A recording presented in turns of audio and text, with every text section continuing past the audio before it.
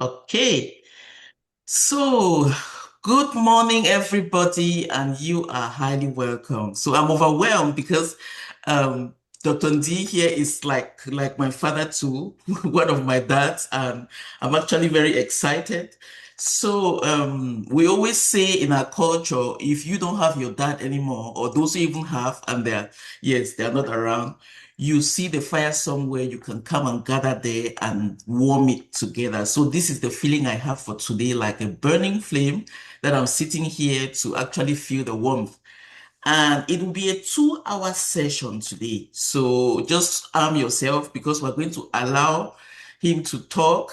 I don't know if you have this manuscript because it is well edited. Like you have to pick it up and you will not keep it down. So the manuscript is something else. You have to see it. If you don't have it yet, try to get one for yourself because it's a piece of culture everybody should have. Before we start, I would like to honor the president of power, Dr. Bindi. You know, the name is a coincidence, as I said, because the D name is a name for nobility, and you always find people having that name in Cameroon or in parts of Cameroon, especially in the Dunga Mantum region. So don't mind the name coincidence, but Dr. Bindi is the president of power, and you know, WAFORD is an arm of the power. So it's the diasporic arm of power. And we want to empower writers. We want to uplift writers. We want to listen to what they have to say. We want to hear their legacy and enjoy them. Just, yeah, know while they are around, they can tell us why they were writing to us and why we have to listen and stuff like that. So I'm excited. I welcome all the 22 people who are here.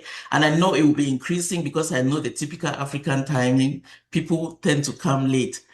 And I will honor what our VP also. This is Rena Jones. She is a power VP, always representing from the main council.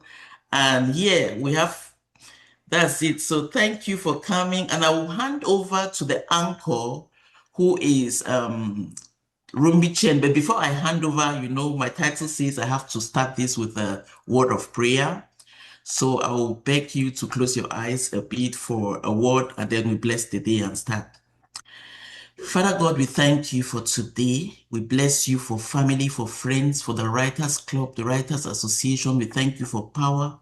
We thank you, Lord, for the enlightenment we'll gain today. And we pray that you will give Daddy Dr. Ndi the power, the strength to answer the questions, to talk to us so we will understand him and keep his legacy. We bless your holy name in the mighty name of Jesus. Amen.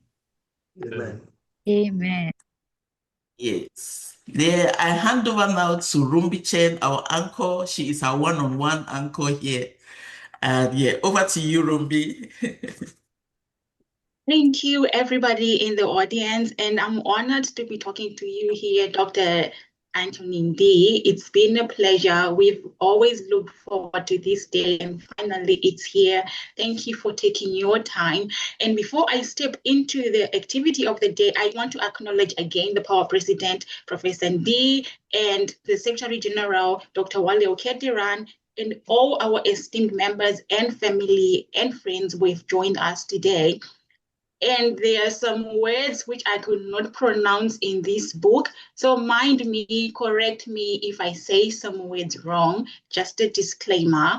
And I would like you to introduce yourself to everyone, Dr. D, as we start. Yes, I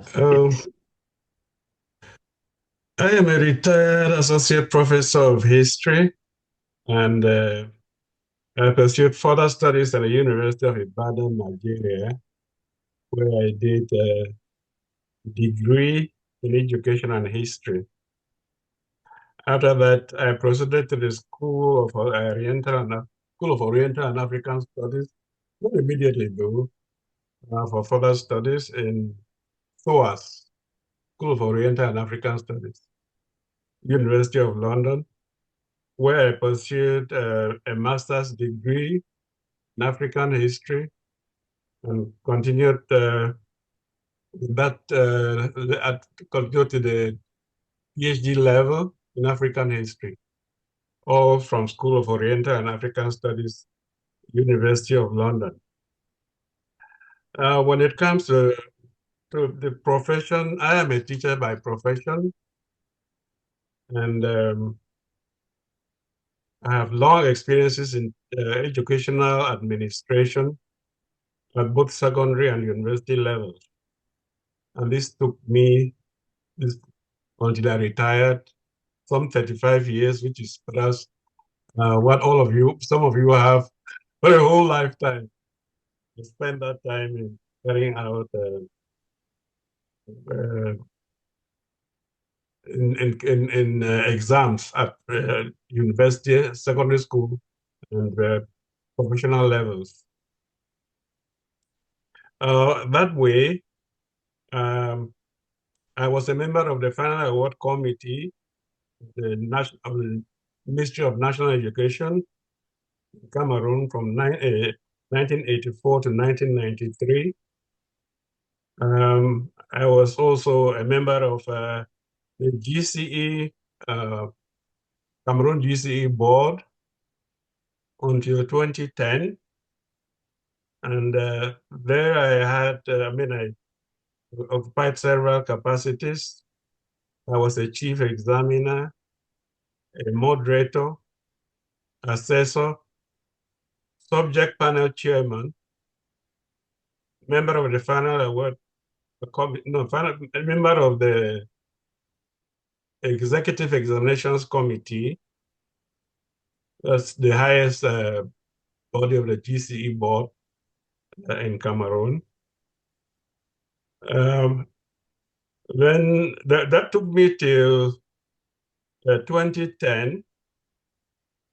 Then at the tertiary level, I was registrar of Bamida University of Science and Technology Post for 10 years from 1998 to 2008, and Deputy Vice Chancellor of Research and Cooperation for the Catholic University of Cameroon, Katuk, Bamenda, from 2011 to 2015. This post I held concurrently with my role, my professional role as a teacher of history. Uh, uh, that I did, um, uh, till 2010. And in between, I was visiting professor of history at the universities of Buea and University of Bamenda. University of Bamenda, I was also associate editor of Pantica, which handled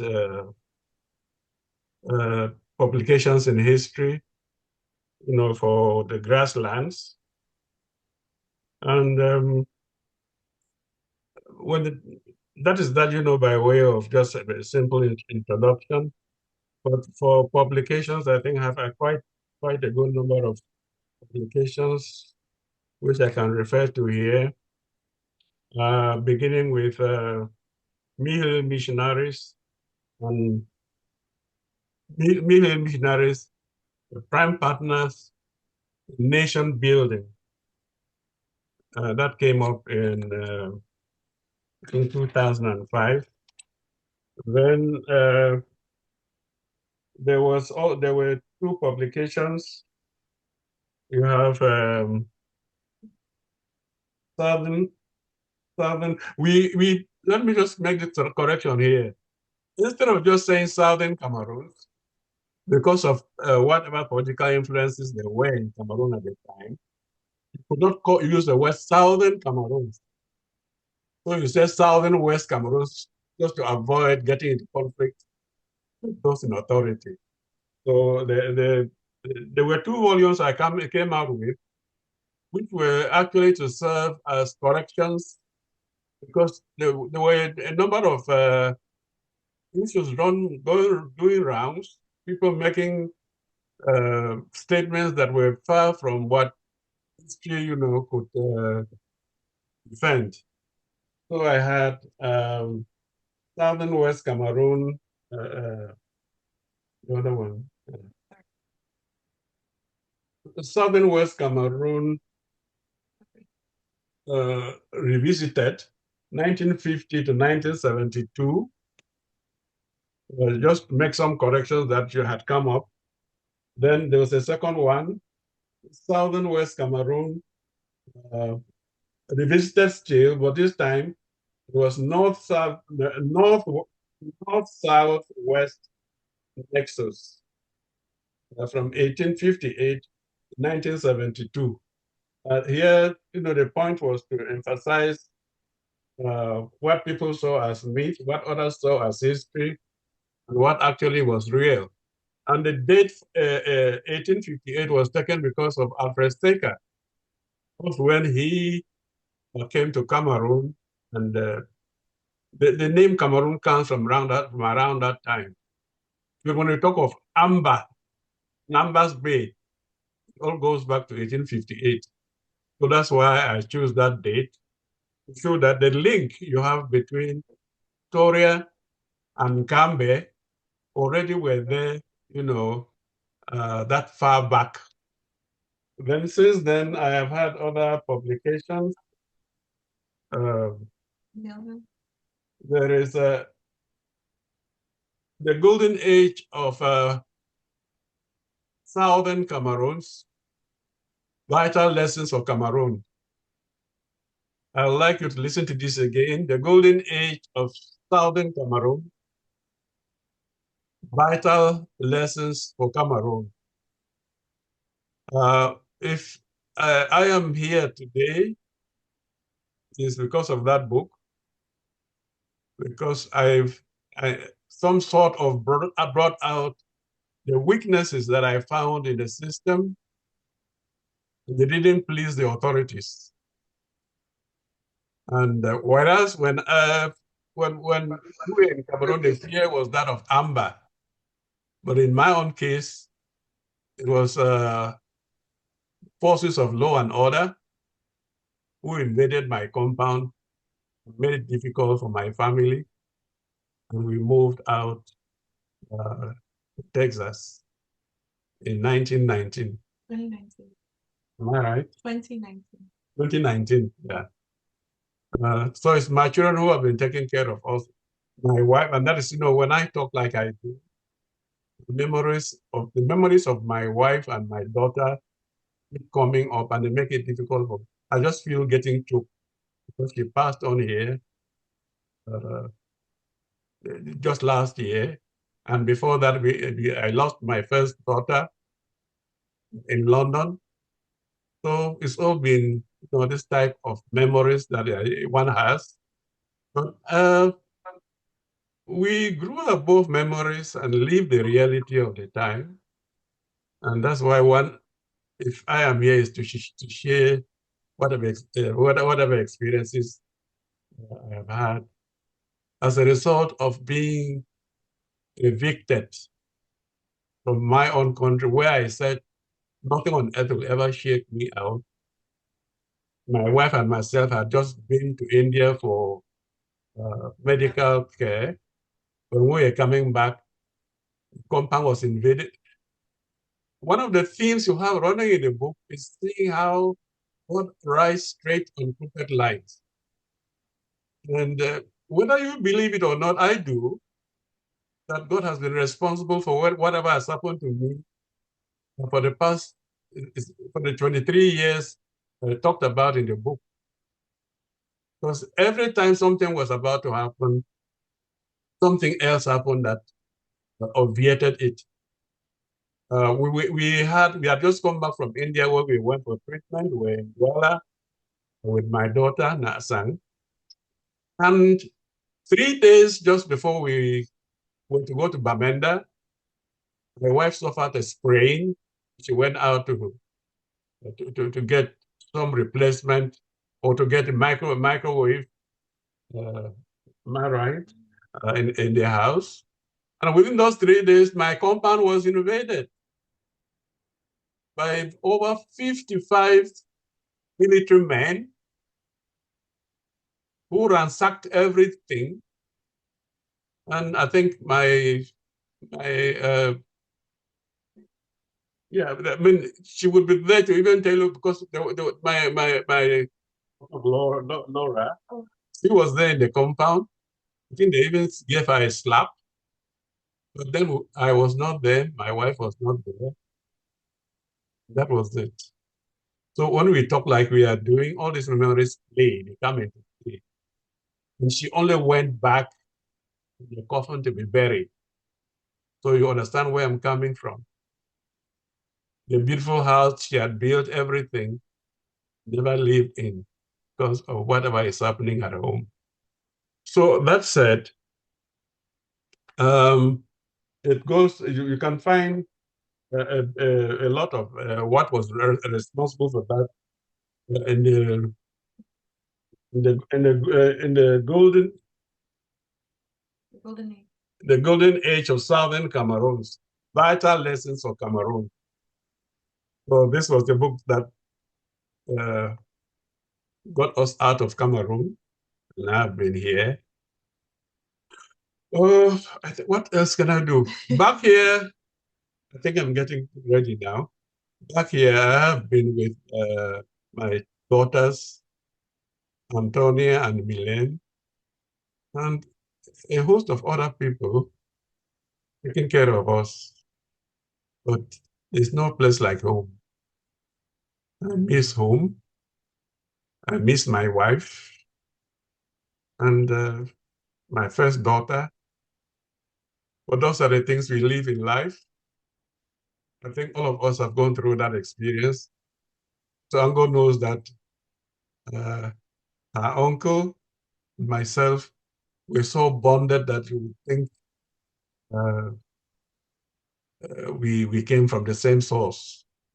So there is all of that that ties us together. Thank you very much.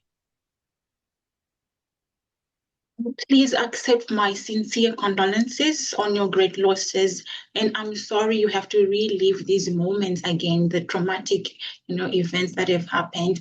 We again appreciate you taking your time to be sharing this with us. And if there's anything you feel you're not comfortable to discuss, it's okay, you can pass. And with that, we will dive into the book, The Reluctant Prince. So this book, the title itself, it suggests that there was hesitation. If you read the book, we talk of royal birth. May you please share with us why you wrote this book and who it is for? Very much. Why did I write this book?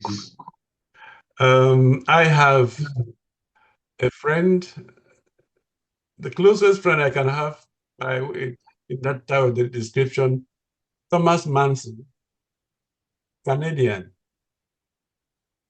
We studied together in School of Oriental and African Studies, University of London. We stayed in the same hall, and we actually got so welded together.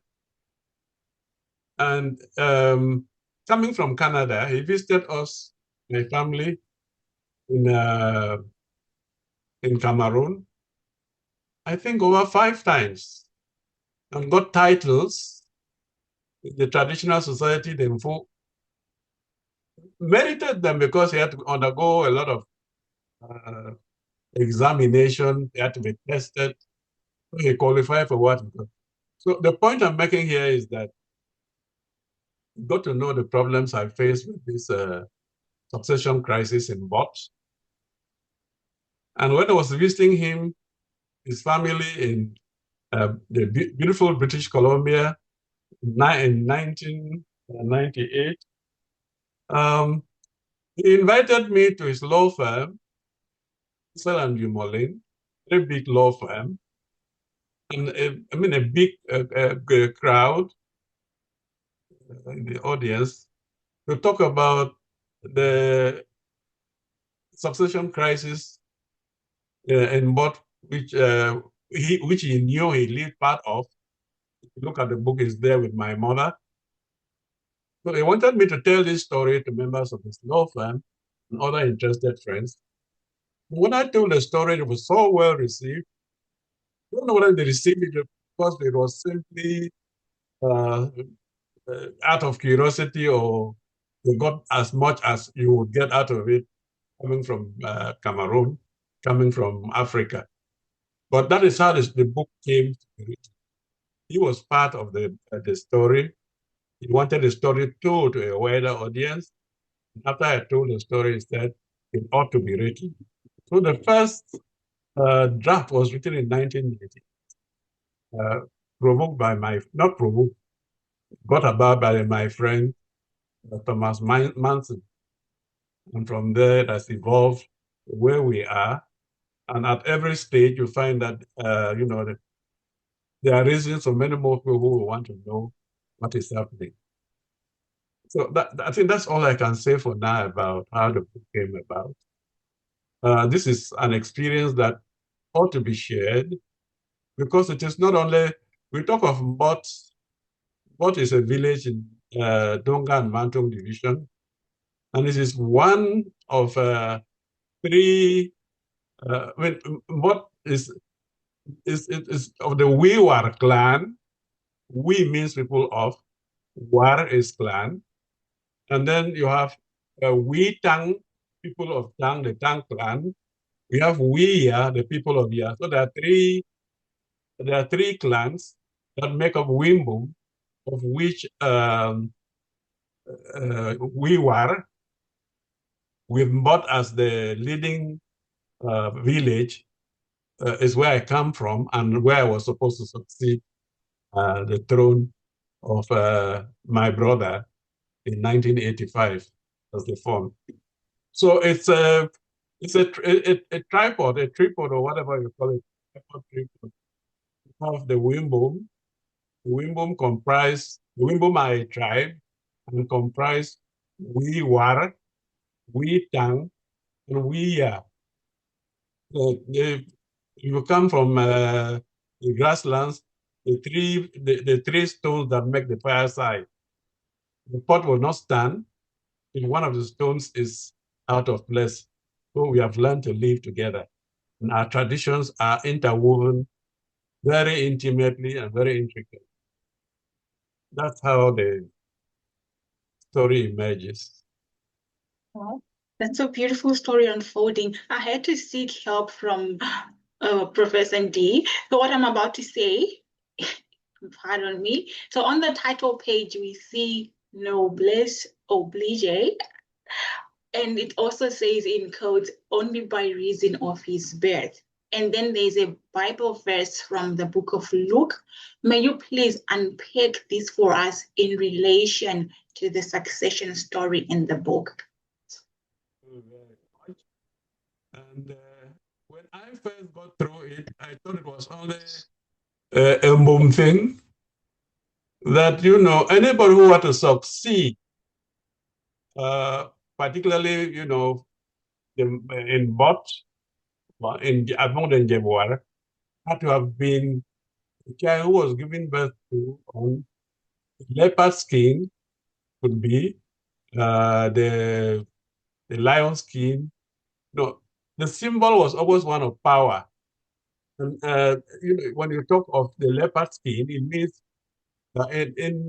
in the bedroom, the first bedroom, the floor, maybe the carpet is lion skin or leopard skin, or I don't know. I never became a fox. I don't know what, but that's you have to be given birth to the leopard skin, the tiger skin, or the lion skin.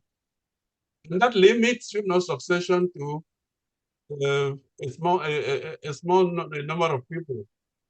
If you're born outside that description, you cannot succeed. And when you fall within it, you are in charge. That becomes noblesse oblige. That is Wimbum, but it is also Latin. I thought it was only Wimbum. I didn't know that it was something in the Bible, something also in Western tradition, in not just Greek, it's something which is there inscribed that you are once you have this circumscription that cuts your future. You cannot waver. And I suffered it because I thought it was only a traditional thing. When I got wrapped up with the administration, they themselves found themselves, they could not shake out of it. The law provided for it.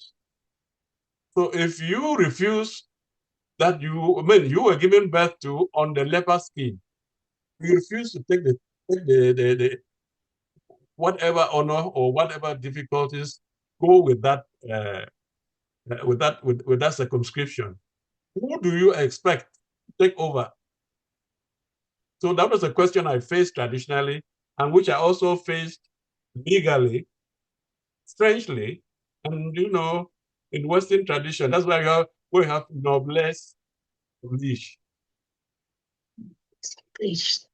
Okay. I hope it makes sense. It does. It really does. It's a whole learning experience. And now I'd like to move on to your upbringing. So in the book, it describes your childhood, like from the 1940s to the 1960s, how you grew up, to family life, to marriage, and the colonial influences, which you mentioned, the British and the German colonial rule. How did these experiences shape your character? In very many ways. It's not just colonial experience per se. Colonial experience comes with the three C's: commerce, you have the church, you have Christianity, you have commerce, and then you have then you have commerce, Christianity. Well, the three C's. Character.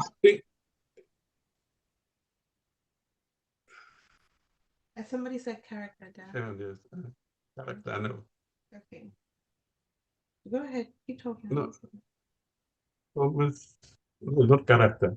It's okay, Dad. Keep talking. I'll look it up. Okay. Oh, are you getting me? Yes. Yes, we can hear you. Yes. Anyway, there are three C's. You have commerce, you have the church, then you have Christianity, and then you have what counts by way of the colonial. So yeah, so these three are factored together to make what you call colonial influence. Church, in my own case, played a very important role. And commerce, of course,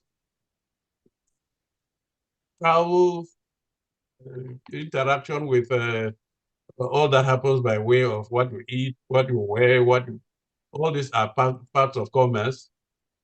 So when you put this together and your education, the impact on you very much. I don't feel satisfied that I've given the answer which you deserve. This is comprehensive. It is comprehensive, trust me. Thank you so much, because you just unpacked for us the three C's, which I had no idea about. I'm sure the audience can concur with what I'm saying. Civilization and Christianity. Those are the three. Colonialism, civilization, Christianity. Yeah, that's yes, the C's. Yeah. Oh, wow. So all of this had, as far as I'm concerned, they had a very big impact on me. Let me just take one small thing, for example. Civilization. What do you call civilization? Becomes very broad. Christianity, yes. Commerce, yes. Civilization, well, it's all of this put together. And colonialism. Sometimes I wonder whether the colonial master had anything to come to Menda, the grasslands. Because they came there and only used the instruments the already people had in place. Chieftaincy had all that was needed to run the administration of the area. There was Warong. Warong was the regulatory society. It still is. Banfu, which was for defense. Then you had the traditional, the Septaki, that's the, responsible for administration. Then you had the fund, who was there controlling all of these institutions. So when the colonial masters came, they introduced what was called indirect rule. An indirect rule was simply meant to rule the people using their own institutions. If you're talking of the British, would you leave Britain to come and get the people in all of the Northwest region, rule themselves using the institutions which they had in place? So when you look at that, you find that they were only trying to um, they were looking for excuses to uh, to tap the resources of the country using the call them natives if you like. You use them to get whether you if there was gold, there was there were diamonds, what you or if it was agriculture, whatever it was, use those people. They were they only benefited, whenever uh, what they had to do involved that they had to be trained, they needed good health, they needed good education. All these were incidental. Otherwise, if the colonial masters had what they wanted to do, would have got that without helping the people at all. And if you were to do a little bit of history to know what happened in the Congo, and even what is happening elsewhere now in Cameroon, simply trying to, you see that the colonial masters are there to exploit natural resources, put on the ones, natural resources, agricultural, natural resources underground. And in southern Cameroon now it is the oil. So you find all fighting, you can carry that to all the countries of West Africa. It's always the same thing: exploitation of the natural resources, using as much of the what the natives as possible to tap them for their own interest. So Christianity, yes, taught you about God, and then commerce. When the missionaries came, when the colonial masters came, what they did was bring the missionaries with them. And the missionaries were there to pacify the people, make colonial rule more acceptable, and then, to get them to uh, uh, uh, use commerce, trade, whatever it was, things that were produced, uh, to, to, to, to help the system work. So whether you are talking of Christianity, you're talking of commerce, they were all instruments of exploitation. But as far as I'm concerned, uh, as much as you get what you could get out of commerce, what you could get out of civilization, Christianity touched me and touched me very intimately. I identified with the God that was brought in, Christian God. I identified with Christ. I identified, and that has, if you are talking of the reluctant prince, that is what already, that's what took hold of me. I believed in. Having believed in, and maybe I'm talking a little bit too much, I didn't find it easy to, uh, I couldn't play a double role. Either I was a Christian, or I believed and lived the life of what tradition required. And it was this dichotomy that I could not live. Either I was a Christian or I was a traditionalist, but not that the two are exclusive. But if you were to do some reading, you'll find that the basic laws, the basic rules of living together and living in peace were there already before the arrival of the colonial master. There's one of those writers, John Percival, who wrote on home, and he said you could leave your house in the 1960s, go open everything, go and stay for weeks, come back, everything will still be in place. There was no Christianity, there were no police, there was nothing but people knew what was right, and they lived it according to tradition. So all he wrote was to say that, Western education, whatever it did, people already had what it took to live a decent life with trust, with justice, inbuilt in them. So if you look at this, then you see that the colonial masters had no reason to rule people using their own institutions. They use the same chiefs, use the same regulatory society, same and whatever. So to me, that's what they call indirect rule. Indirect rule simply meant using the people to tap their resources. Thank you for that. Someone, Sylvie, just asked if it was your Christian stance that caused you to escape this role. Your Christian stance. Yes. To escape the throne. Yes, my Christian stand. Well, and then that, when it's a Christian stand, is so many things wrapped up together. You believe in Jesus Christ, his principles, Christianity. You marry one wife, you have children, you take care of the children. All these things are inbuilt.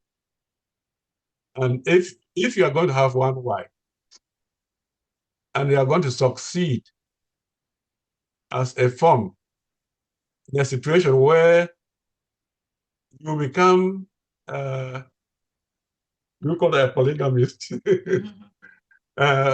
with about 30 or more wives, one wife becomes only 30 something. Then whether you have 4 or 5 children, they become only number of children out of hundreds of children. You have that type of difficulty, for somebody who is not able to juggle. Yes, I could help from the outside, but to go in there and say, I will leave my one wife, or even they gave me that, they gave me the particular option. You keep your one wife, you take care of your children, but you will sit on the throne. What happens to the rest? So when there were these contradictions, I said, no, I wouldn't see myself that situation where I get married, I take over the throne, and I don't obey the rules of the tradition. I'm going to take care of my one wife, take care of my 5 children, and then I didn't just see, didn't do justice to my conscience, and there was no way I could accept it. So that was the contradiction, and I prefer staying. And this all the more so, the situation where there were people dying for that position. Yes, people will fight and die and kill to take up the position. So why do you have to get me to do a thing I can't do, or get me to go and ruin a situation where which should be kept going? It's very viable. I am one man who believes in our tradition. I wouldn't be the instrument of his destruction. Those who can do it, let them take it. Know my limitations. I stay where I am. I will help from the outside. Whoever takes over the throne, it can be. And that's what has happened anyway. Right now, we have a beautiful palace coming up. I'm sure if I took over the throne, I would have died after 2 weeks, after a fortnight. Okay, I'm talking too much. We need you to talk as much as you can because this is a rare opportunity. So we've got hold of you and we're going to let you talk. And you've spoken about one wife. In the book, we see your father had up to 50 wives. He had so many wives. And then, so in talking about one wife, we see the role that even your mother, among all those many wives, we see special mention you give to your mother. You even mentioned that your name was shortened by your mother to Ndi, and your mother is Titu, right? And in all that, we see that the fathers had broader responsibilities, particularly your father. He had many responsibilities, and it was up to the mothers who took active welfare in their kids. Could you shed more light on the important role that your mother played? She mentioned that your mom played very important in your upbringing. Sorry? Your mom, Oh. Titu, played a very important role in your upbringing. Oh, my mom. How did she? My mom was my everything. This woman was there. She could not read and write. I wonder whether with all of you out there with all your doctorates, measure all of what she was. She knew what was right. As I pointed out to you, the book written by a Percival, the traditions already took care of goodness, of justice, of we are talking of all these qualities of being good. Were there in tradition. You know, if somebody could leave the house and go for 2 weeks without anybody coming to pilfer anything out of it, can you imagine? No, the women, my mother, we come from Tika, and Tika, the original Tika origins are matrilineal, the matriarchy. And my woman was that type of woman who would she will not eat until every child has eaten. She will take care of everybody, all the visitors, even those who were not, whether they were mad, they were disabled or what. She was so good in character and everything that, you simply had, to follow the example. I can't remember, she never beat me up anytime. No. She might shout, but maybe I didn't, I left home far too early before all the things could happen. But she was so good. She was the example. In a situation where you are talking of a phone who is very distant, and then you are talking of a mother who is with you 24 hours. It's nothing to choose between the two. Because the phone is there, he's your father, and he's the father to so many people up to him. And he has no particular, he sees you just like one out of so many hundred children. Your mother is your mother, only one and only mother. In my case, I was the last child. So I was given additional attention because there were 4 others who all joined her in taking care of me. So we are talking of a system which was unbeatable. It's my mother, but I think it would be a mother to all other mothers in the palace. And in the palace, as many as there were brides of the palace, Fawn's wives, each and every one of them took responsibility over the welfare and the character, the upbringing of all the other children. a child could not misbehave and get away with it because he had left his mother's house. The next house you went to, you did anything wrong. By the way, you were called by your mother's name. Hello.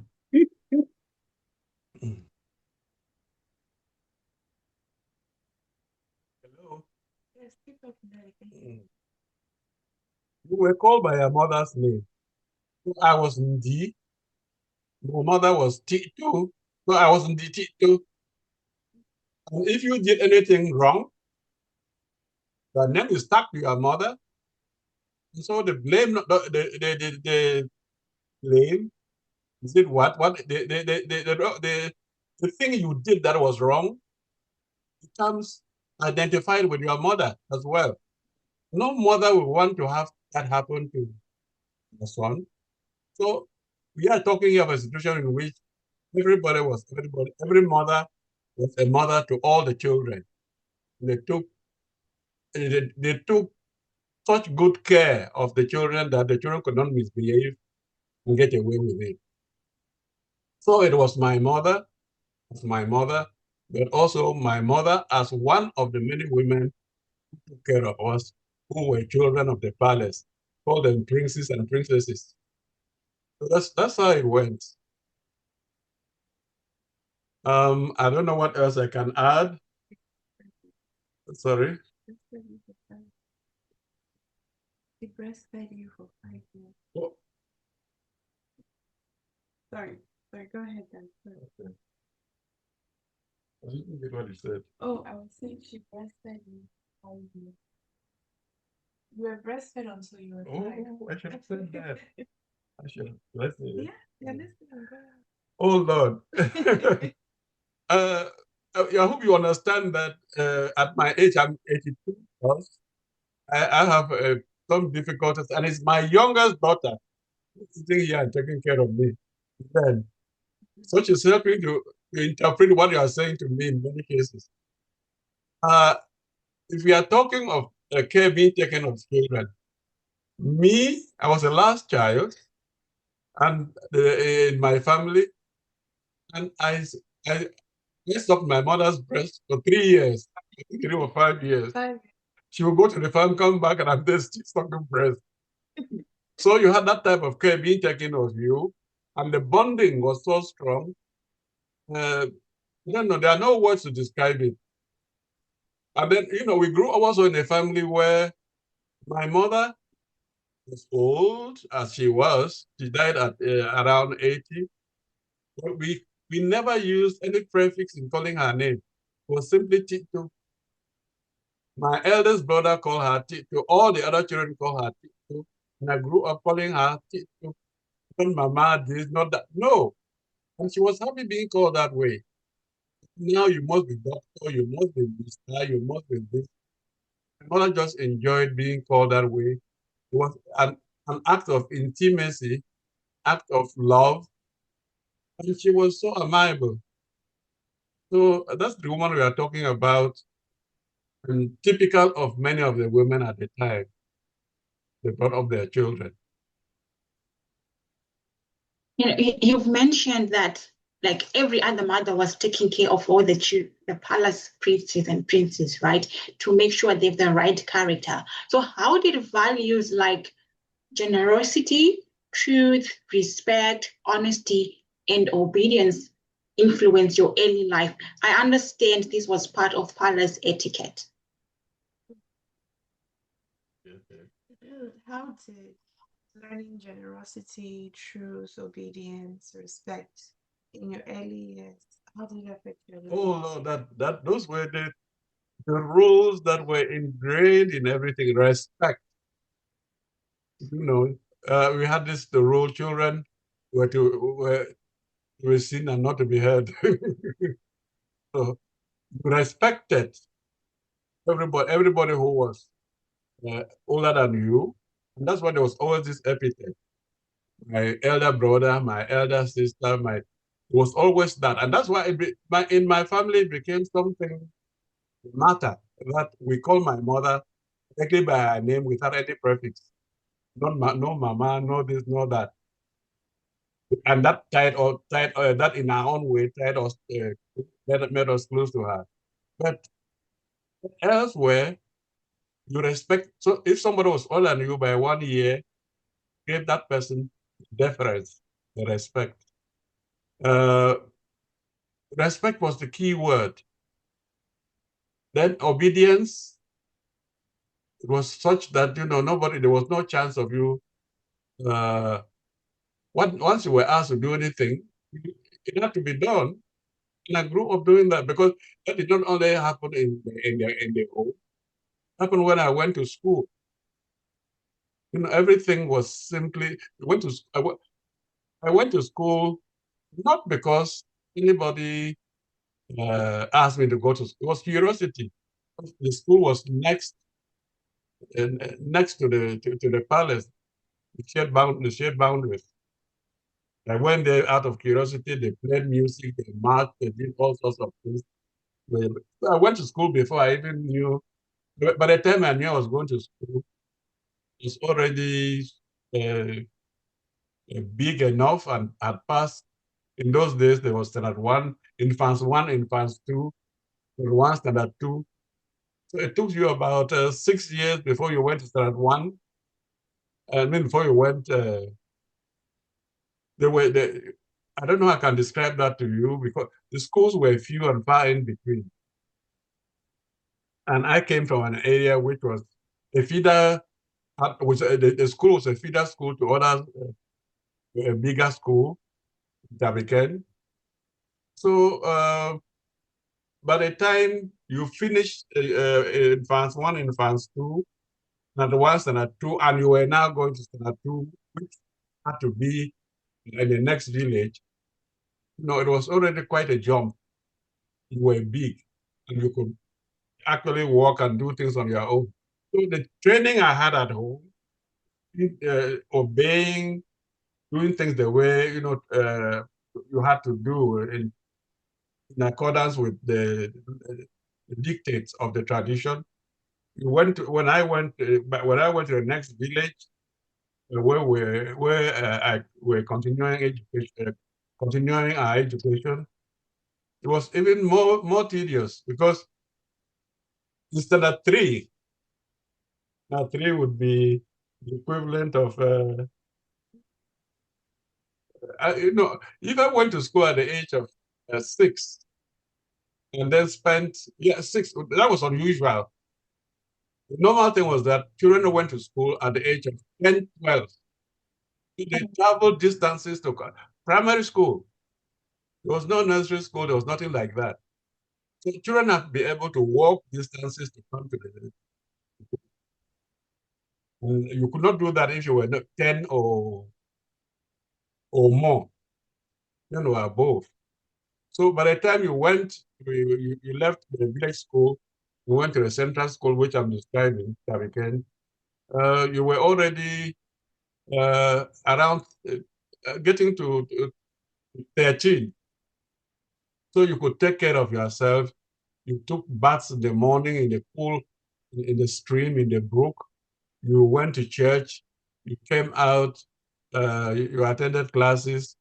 Then you prepared breakfast after during break and things like that. So you could take care of yourself.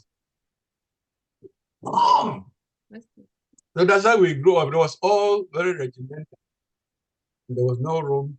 There were the rules of society that you have to follow, beginning from the home through the primary, and in church as well. I attended doctrine classes where you were taught things to do, right and wrong. We taught about God. All these things framed you into the person you were to become. So that is how it all went. They were all tied up. Maybe I can still explain it some more if it's not clear. You're doing very well, Professor, and we're enjoying it. I can see there are some questions already in the chat, but we'll shelve them for later. Now I want to move outside a bit. The succession crisis cannot be understood outside the context of its history, culture, and traditions, that is the Wiwa and Wimbam groups. For readers unfamiliar with these communities, could you explain the significance?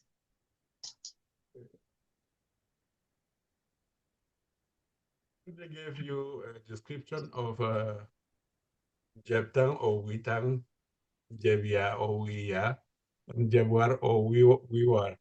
They were all linked together because they came from Tika. Tika is somewhere in Gaundere, but I'll just confuse you there. Just they came from there to where they were on the Nkambe Plateau. And so they had traditions which they brought from there of traditions of electing, of getting people become funds. And it's not as easy as that, because you have the fund. The fund has members of the royal family, privy councillors. Then you have the tribes, the villages. Are they villages now? No, the quarters. They too have representatives, and they meet from time to time. It's a very well structured society. Fun at the head. Then the royal family, the royal family members who have posts, who are call it anointed, or who hold positions of authority. Then you spread from there and go right to the village. So there's a whole structure with the fund at the head. And the fund is held, he is the link between the living and the dead. He is almost you don't touch him, you don't see him eat, you don't see him drink. The fund is held in great honor, great respect. So much so that coming close to the fund was something which had to be honored, which had to be. Not everybody got. When I say that, mother was everything, fund was a distant figure. That's what I mean. That the fund was there quite far away. Then mother was there with you every day, and so the fund had all of that. He had the rules he had to play, and that was it. Very, very, very removed from. It was too high. I mean, they're very close to God, in between God and man, the society. And you begin to look at all those things, and they're not easy to conceive. Not only in theory, but in practice, that people believe that the fun was. You can talk of the queen, you can talk of the king. The respect we give the kings and the queens, Europe are not near what we think that we give to the funds back in our traditional societies in Vamenda. They're held in very high esteem. I don't know whether I'm anywhere near answering your question. Yes, you have. So I don't want to use the word idol, but the phone was idolized. The phones were idolized. Sorry? Were the phones idolized? Yes, they were idolized. They were. The phone could drink in public. You never saw him eat. He was the. You could not touch him. But could you imagine me after all my education in Ibadan, in London, and so on? I come back home and I'm told that my children cannot come near me. Yeah, because I have become not untouchable in the negative sense. You are so adored, so honored, so respected that nobody touches you. You become almost, I don't know, ostracized in the name of being respected. And those were not things one could take, with ease. It's good enough for people who have lived, within the confines of society, and then who will enjoy it. Not people who have lived outside. And I've told you, I left the village quite early. Went to school, and so I was not throughout in touch with those realities. Then to be brought back, when you were already very, you have become really strong in your own way of doing things. Not do things the traditional way was not easy. That is why I preferred not to take the throne and destroy what I valued. I'll stay off, let others take it. Speaking of what you value, I take it leaving the throne was not accepting the throne was strength rather than a weakness for you, right? And in this book, you mentioned that this crisis was a learning curve. So I'm wondering, after all the experience you had, the negative experiences and the positive ones, how could you still reflect with such a positive perspective? It's that is what I want to share with everybody. It's a learning curve, and we all mature. We all mature as we grow up, and there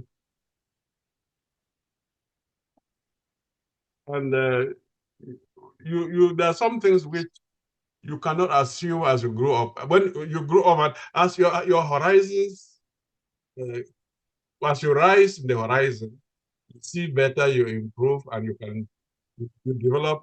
You can you increase your vision, your attitudes are affected, and things like that. And so that's why I came out with a learning curve. And the learning curve is I find it something which we should share, that the primary, what we will get on page 212 of the Doctrine and Praise, that everything which you go through teaches you something. For example, I say, if your attitude is positive, and me as a teacher, if I stop being positive, then I should stop teaching. Even if I stop being positive, I should stop teaching, especially history. There are so many negative things that happen, that you have to emphasize the positivity. So everything that annoys you teaches you patience and calmness. So there are lessons you learn. Anything that offends you teaches you compassion and forgiveness. Anything that you hate teaches you unconditional love. You don't have to go to church to learn all of this. Everything that you fear teaches you courage to overcome fears. Anything that you cannot control teaches you to let go. And then those who look down on you teach you to look up to God. That is, if you have your mind is open. Those any problem which you face teaches you how to solve problems. Using I repeat that again.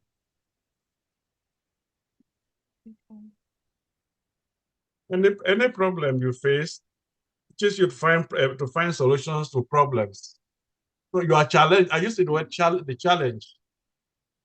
When you face challenges, then you look for solutions. Everything you get from human beings teaches you. Any no you get from human beings teaches you to be independent. That's any no you get from any human being. You see what to do to stay on your own. Any attack you get teaches you the best form of defense. So what I'm trying to say here is that if you are open, you'll find that every situation in life gives you a chance to learn something which you can use yourself and for others. And that is what I got from the reluctant prince. Those who were there chasing me up and down suffered so much. Did I see it at the time? When you are there, at the receiving end, all is bad. Were all such horrible people who wanted me to become a fund. Would they have been wanting me to become a fund to spending all that money, traveling up and down, suffering, just because they hated me? No. You sit down, when you reflect, you find was something they thought I could do, which I thought I could not do. The problem was then us getting together, they understanding me and me understanding them. That there could be other ways of solving the problem. It was not a thing easy to do. But that is the learning curve, which I think everybody can get out of life. Everything happens for a reason. Find out the reason. And sometimes the reasons come long after. But whilst you are undergoing the difficulties, you cannot, you just see everything to be negative. So that's just learning curve, which I say you can get out of, which I got out of the lockdown prints, and which I think nobody reading it with reflection will be able to get. Well, that requires a big heart, I believe. It's not for everyone, honestly, to be that forgiving as well. Now, I want to move on to the wider African context. So, in the Reluctant Prince, we can say it's a microcosm of many African societies. Could you expand on this and explain how the Mbot succession crisis reflects the wider patterns in leadership and tradition in African settings? Okay. Hopefully, in this case, my wife came from Bali. We are all from the northwest region. But what you have happening in Bali, in Bot, you will see happening in Zimbabwe, happening in South Africa, happening in Ethiopia. It tends to be the same rhythm, maybe different, but usually, the paradigms are the same or very much alike. If you take this, for example, when there is a problem in the African society, you sit down and you talk. All who are involved, the leaders sit down and talk until they get to a consensus. They don't take parties. There is no party A, party B, party C. They're fighting, they're, boxing each other to get the solution. But you sit down and you keep talking and reducing your differences until you get down to a point where you agree. The point at which you agree is what you call consensus. This is something you will also see is typical in almost all African societies. You don't have parties. You don't go out to, all this is coming from the West. You have Democrats, you have Republicans, you have liberals, and so on. Typical African society, we are just Africans. There's a problem, we sit down and we talk until we reach a common resolution. There is no winner. There's no winner and no loser. All are winners. Because you have a common problem, you are looking for a common solution. I think that is the African approach to problem solving I'm referring to here. I just wish we had some top government officials in this meeting. They could learn a few things from this. Now, I want to move on to the wider reflection for the book. What was the most challenging chapter to write and why?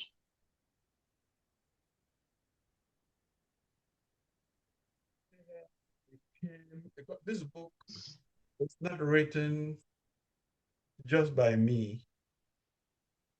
I wrote this book with my wife, and everything, I would say everything, because she went through whatever I wrote, and she would not allow me write what, if I try to project myself in the nature, in her nature and my nature and anybody's nature. So you have to keep carrying out that balance. And so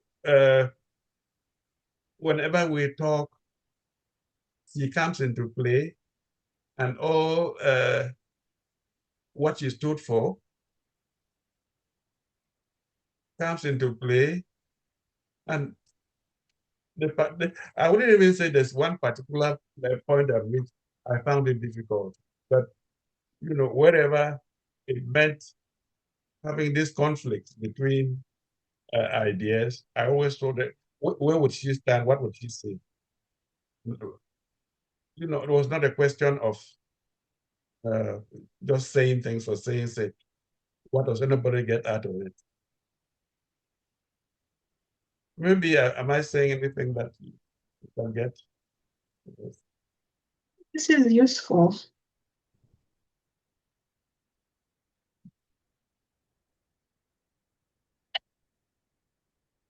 We see, Professor, we see that, you had, like, as you were writing, you were reliving the experiences. So how did this process affect your understanding of your own story, the actual writing process? You still come back to it. I think my own the writing. It was not. Yes, it was not easy writing what I've written. Every one of them. You met people, different types of people with different expectations, people making promises you knew were not serious. You met all sorts of people. Honest, but when it came to political issues, okay, when I began, it was simply a question of facing the kingmakers. But as I went on, I found out there were other problems I had to face, even with the civil society or with the administration. So these were new things that were cropping up. They were not there at the beginning.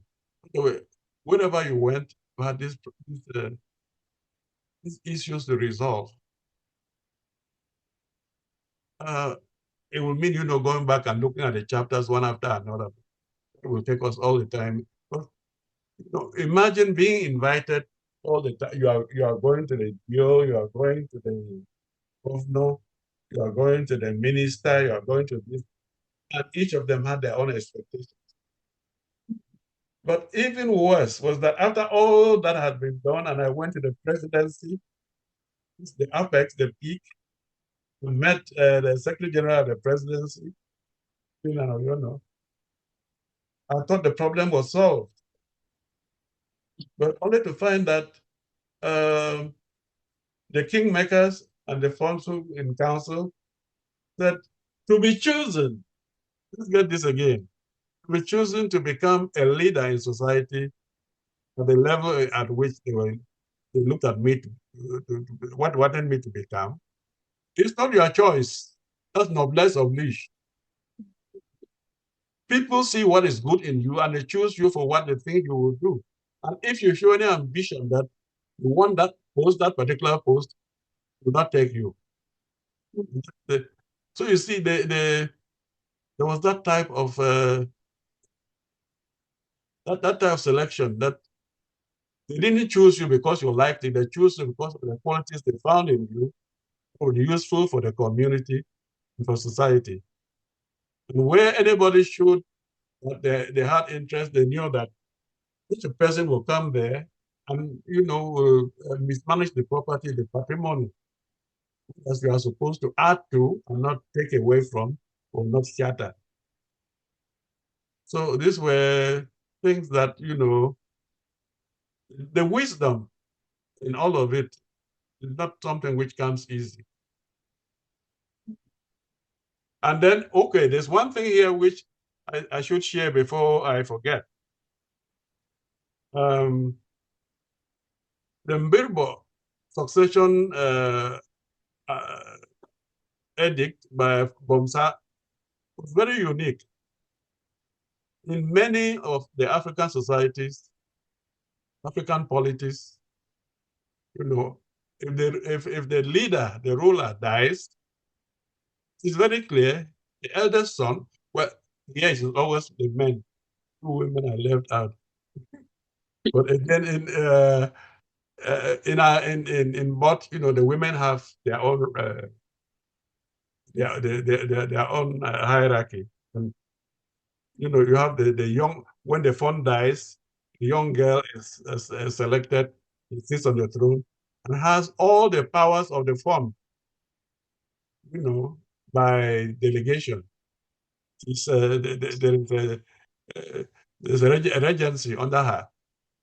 So women have that role, but you know, for the man, you have to meet certain expectations. And then the difference which Bomsa made at Birbo was that instead of primogeniture, meaning that when the father passes away, first son takes over. What he did was he broadened the base. It was always going to be the royal family. It was always going to be the Bomsa family, but the choice was not from a particular woman. All the women had equal right to produce whoever would become fond. The kingmakers, when they met, they choose who would become fond. But that person would have been given birth to the leper skin. That's the noblesse oblige. That was the condition. But other than that, the base was broad. So every prince had a chance to become the fond. The character. You behaved well. It's okay. If you behaved well and people knew you behaved well, if the opportunity came, they would choose you. So, there was that base. I don't think in many of the African societies is primogeniture, the first child. But in Birbo, it was the privy councillors meeting and choosing among a number of princes, one who was to be their ruler. I think that was very advanced. We are talking of something that took place about 400-500 years ago. Not even Britain had reached that stage. Oh, it hadn't. That's democracy at the highest level. Mm. And we draw so many lessons from your story. So what lessons about leadership, heritage, and culture do you hope young people will take from this book? What lessons about heritage, leadership, and culture do you hope young people will take from? Yes, yeah. I wish I could say that for the young people. The generations that I have, one who's helping me to talk to you is my youngest daughter. And when I look at her and look at our own children, you know that the generations, so much has changed. Those who are in America, I wonder whether if they went back home, they will be able to do any of the things that I'm describing. It's going to be very difficult. So it can only be those who are at home that will be able to, not even able. Now, I gave you the qualities that Bomsa gave for the choice of his successor. You know, it had to be one of the children given birth to, the provisor was given birth to on the leper skin. It was a great limitation. But the other one was behavior, quality. What character did that person have to have? Do we see that happening in our, we are talking of how many things have changed so much. I don't see that being the case. So we have to come out with new, yes, even to choose who will succeed. And secondly, such a person succeeding, what is the person going to do? In my own case, I choose to stay on the side. I knew what could be done, and I've been helping the community back at home. Now they're coming up with a wonderful palace. I'm not part of the construction, but very modern, very everything. But when you look at the palace that is coming up, you don't know whether it's meant for a fund with 200 wives or one fund and one wife. And so there are changes that are taking place which one cannot predict from where we are now. But I think changes are taking place, dynamic, and I hope that it will not all be something that will happen just at a blow, in one blow.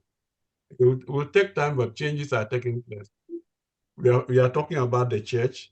We are talking about commerce. We are talking about the new administration and things like that. All these are impinging on the tradition, and chiseling. Chiseling. What do we call that now? Chiseling the edges. And, changes will be taking place, but not dramatic. I don't see that happening, and I can't advise from here. But even if I take myself, how many will think like me that instead of going to take the throne and reign the institution, which is so valuable, which has so many nice things about it, let stay out. But one of those who will see the institution as an opportunity to go in there and scoop, get as much as you can get for yourself. So there are all those things which are now your society here, as I see, one of people, everybody for himself. You don't think so much of who you are supposed to take care of. You don't think of the larger community or responsibilities you have. But we grew up always thinking of others.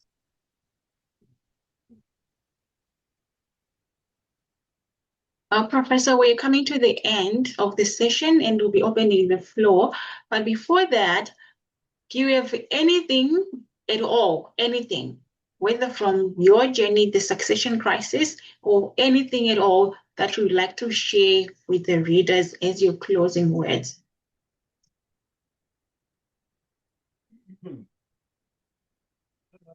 I think this is my first outing with the group, which I have not, unfortunately, been able to follow. If I was following the way you are organized and how the forum operates, I would have been better prepared to know what to share with you. But right now, I think I'm still there again on the learning curve. I'm learning from the questions you're asking me. I'm learning, even communication between you and me is another learning curve because I have to get my daughter to interpret what you're saying. Then I get the message and then try to respond to it. So these are what we are trying to get at. Maybe I should be able to understand what WAFORD is about, who is in there. At first, I thought it was, historians do not make very good writers. I was thinking it was something, for people who maybe literary writers, those who write literature and things like that. History is so hard. But bringing me in, I think Wango did a wonderful job. Come in. I hope I've been able to make some contributions, but I feel I could do better if I had known what I was supposed to do. Thank you. You are too humble. Honestly, you are too humble. I have tons that I've learned not only from the book, but even from speaking to you right now on your interactions with your daughter here. And I believe Dr. Ango would be in touch with anything more that we may need from you in the future, because it's a treasure. You said you're 82. It's a treasure to sit and listen to the wisdom that you're sharing on your journey, and your memory is still so sharp. And to hear that, we really appreciate the time. And I would like to open the floor for the questions to the audience.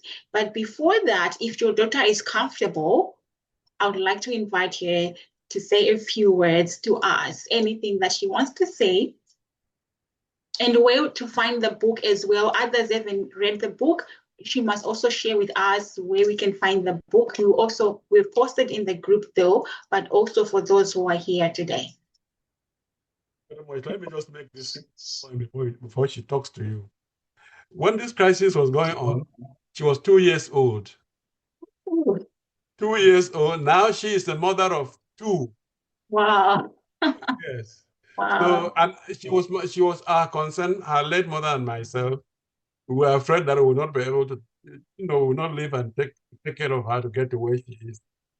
She's the one who is mediating between you and she's the mother of 2 wonderful children.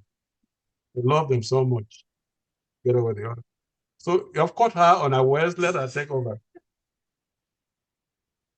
Hello. Hi. Hello. Milen, it's nice to meet you all. Thank you so much for offering my dad the opportunity to talk about his book. I was not expecting to say anything, but like he said, when this happened, I was 2 years old, so I don't have any recollection. And I have told him ever since my mom passed away that I think we are getting a very stronger connection. I'm getting to know more about him. Now, reading the book, hearing his story, I mean, sometimes as a child, he would say he walked through a bush and had all these thorns on his coat, and I'll be like, what made you, was that really that intense? That learning about him, watching him talk, listening to history, I almost feel like I need to record every conversation with him, because it's just a wealth of knowledge that I hope, even outside of just our conversations, to impart to my kids, to keep the knowledge, the history of our culture, the genealogy, just to keep it going. I'm in awe of him, as always. He's my favorite man, my best example. And I'm sure my siblings would agree that we love our dad too. We're very humbled that people actually love his literature, and are excited to hear the stories he has to share. So thank you so much. Thank you all. Beautiful. Yes, the book can be found on Amazon. And we can actually ship copies as well. So please, if you have any questions, you can let us know. Thank you. Oh, bless you. Thank you so much.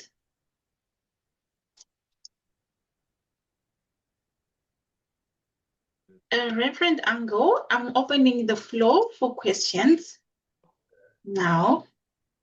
Exactly. The link to the book is also directly in the chats, so you can actually click and get there to see if you get a copy. I just put it there. Yeah, so go on. I see the whole family is here. I see Leo. I see Nasa. Oh, yeah. And I see Antonia. That's Tony. The family is here. You are welcome. So anybody who has questions, I saw people writing questions in the chat.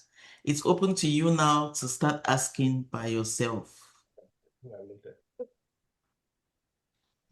Interview from also in there. I have a quick question. Somebody has a Okay, so that's Kennedy. Let me Yeah. just pin you on. That's Reverend Kennedy. I can't see you. Where are you? Please say something so I can see the The green line. No, I'm here. I'm not. I did. My video is Okay. not on. Yes, I can see you now. Okay.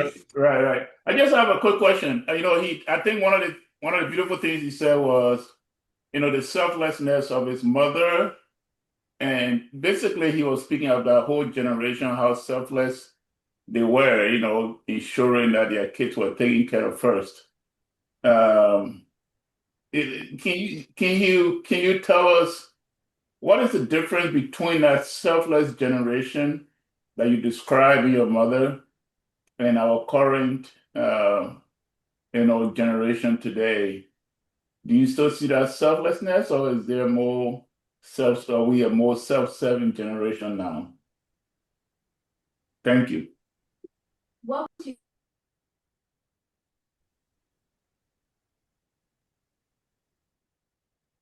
From Reuters Colts to add quarterback to the roster. Dolphins running back to Go ahead, Danny. Go ahead. Okay. I think from what I've observed here, there's a lot of, what I call it, is self. It is a mixture of selfishness, self-centeredness, and what the society demands.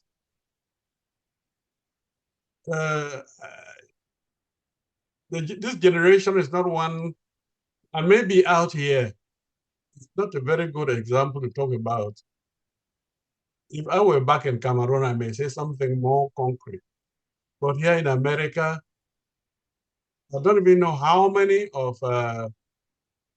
those who are out here hope to go back home. There's a world of difference. People can be generous, they can be anything, but the feeling for one another, family, it's not the same thing I see here as happens at home, where people are ready to sacrifice any and everything for the family. Here, people, go rich means you share whatever you have. I mean, to grow rich, it means you stop sharing, you stop, consolidating what you have for yourself and your family. Whereas at home, you think of the poor, think of others always, because there are many people around. It's a very, I sometimes say it is, I would prefer better social insurance than what you have here in terms of saving money. Because if anything happens to one person, all of society is affected. So you invest in society invests in you and in each other. Whereas here, you accumulate the money yourself, and then you can give it out, in society in one of so many ways. But we did that at home. We did that. We started. We had in the church the Father Samson Foundation for Underprivileged Children. We founded that when we lived there, and before the crisis took up the better half of whatever we were doing in Bamenda, we had reached out to at least we're targeting Acquire. The target was Acquire and the girls, because in Acquire, if there's anybody from there, when a woman is pregnant, all a man needs to do is take to point at the mother and say, this pregnancy, what comes out of your stomach is girl, that girl will be my wife. And that is already signed, sealed, and delivered. So if the woman gives birth to a girl, that girl has already been told to the man who made the pronouncement. So we took up children from Acquire, the Father Samson Foundation for Underprivileged Children, to see what we could do to help children who were stranded and came from that society. And within 10 years, we helped about 100 children we raised about a little over 100 million. So the multiplier effect, you can imagine how far it went, the time it worked. But that is thinking of others in a very broad sense, not in a narrow sense. So you could still do that, but you don't fail doing your role in your family. That's the point I'm trying to make. That here it is more of self. You need a big car, you need to go on holidays, you need this, you need that. But with us at home, by the time you're thinking of a big car, you're thinking of others who are not able to walk. All around you can see them. There are things like that. Out here, you cannot think right way what should happen at home. Yeah, I know the prof. I know the prof is, if I heard him right, he's kind of new to the U.S. a little bit. But maybe somebody, Dr. Angle, maybe you can contribute to this too, or Dr. Indy. Comparing individualistic society to a communal society. The U.S. and other parts of the West are mostly individualistic societies. Africa and other parts of the world, Asia, are more communal societies. How do you think those make a family stronger or weaker, or even economic impact on whether it be on the individual family or on the communities broadly? Somebody else can come in. Somebody else can come in as well. But I know that's just a broad question I wanted to ask. Thank you. Say something. There is something about the Western culture. Most things are transactional, or people need others to appreciate their efforts in that sense. So you get people protecting their space. In those cultures, in these village cultures, people are not transactional. The women are mostly really not that mature in the sense of play manipulation. They all live in a community. They help each other to have their children. So you see them really promoting each other. It's not now in the modern culture that you actually see a lot of jealousy or people competing. Those were really communities that you will see them grow with innocence. I would not say ignorance. They had some relative amount of innocence. Another woman's child is seen as the one who is well behaved or the good one, and everybody might really promote and say, yeah, that's true. We see him, he's the well behaved one, or the council sits to name a chair, and they look at the other women and they see, in fact, this is the one child that we all see, and everybody agrees, and it doesn't come with any amount of jealousy. But in the modern society, if we put them hand in hand, we will see that there are a lot of complexities in our communities today. Maybe the women, yes, I will not say it doesn't exist. In the villages, you still see some women who were very far advanced and they will think, no, I want my son to be the leader, and might end up even killing the other sons who were looking promising.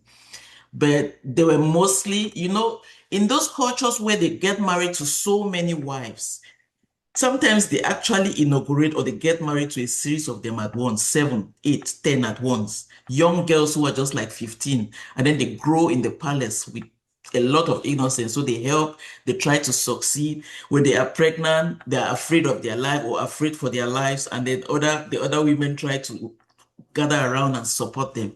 So yeah, I see Mama Marie is Mama Marie's hand is up. She wants to say something. Yeah. Yes, Mama Marie, you can say. Thank you, Reverend, for giving me the opportunity, and I'm so glad to take part in this, listening to everybody. Actually, Dr. Antonin D is the husband of my better half, I call. He calls us the Siamese twins, and one of the Siamese twins lives up. So, cut the story short, I am so happy to be a part of this, to see Professor D chat with everybody here. about his enormous historical work.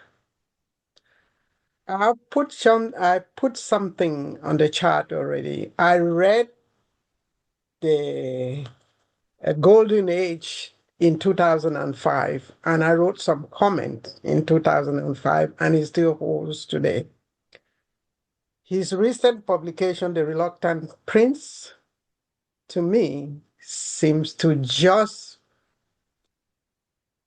capture his personal values in terms of everything he has done.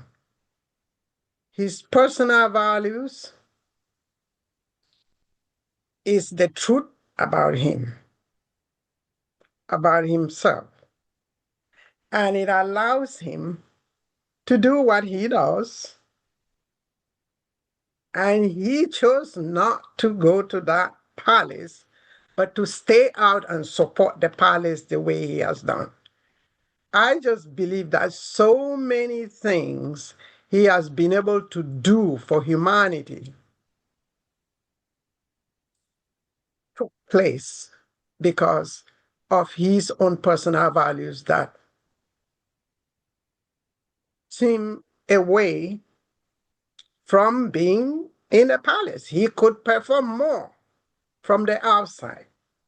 He just told us exactly what he did with the people in our choir.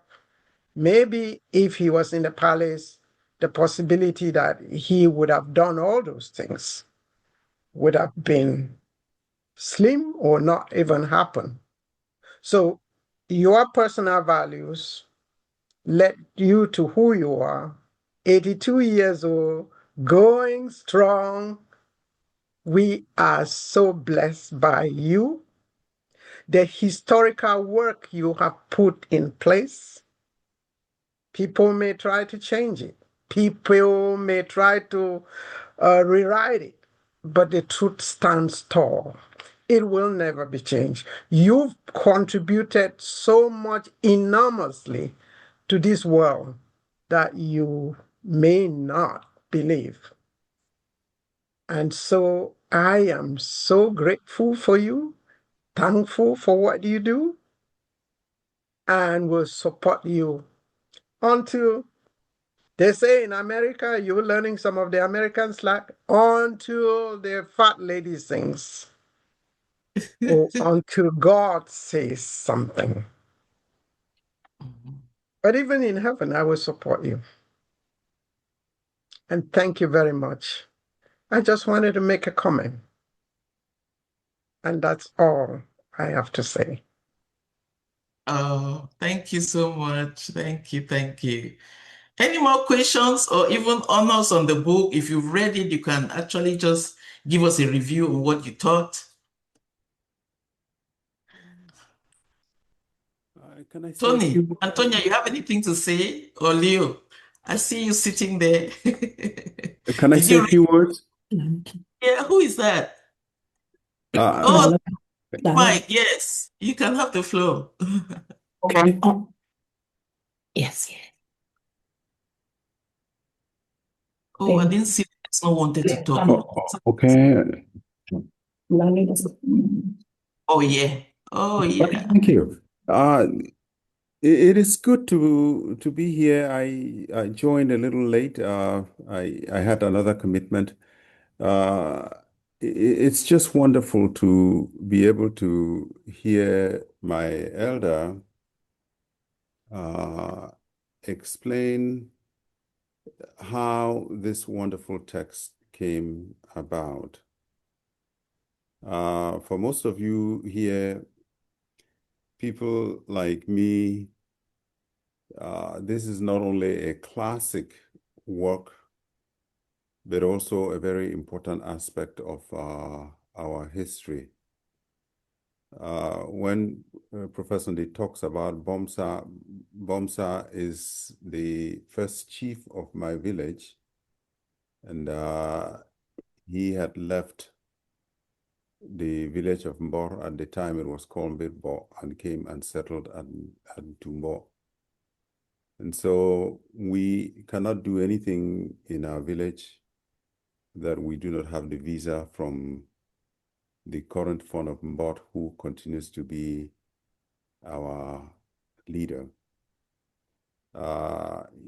In the book, I read a lot of names that brought my name, and apparently I just didn't really know how many Maya T2 there were. But the one that growing up as a young person that I got to know was a wonderful, brilliant woman, and Maya. I mean, she was also funny, very quick, and if you thought you could make jokes to her that were disrespectful, she could put you in your place. I mean, I still remember one joke she made at Newmarket many years ago in the 80s, and each time I think of it, I just laugh and laugh and laugh. Those are our leaders. I think this book is a very unusual text, unusual in its richness, unusual in the history, but also unusual in the sorts of conversations that Professor Lee had. Reading the book, you are in touch with who is who in the Anglophone part of Cameroon. You are brought to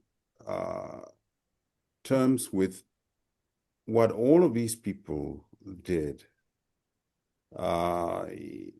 Without making a political statement, I think outside of Mbot, outside of the Wumbum community, it shows you at least the structure of society in the Anglophone part of Cameroon. And we are really indebted to Professor Ndi for this work.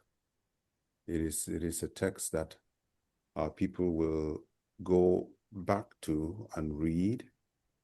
But I think far more importantly, it sets a very new standard for writing and discussing our political history. I mean here, of course, political, cultural history.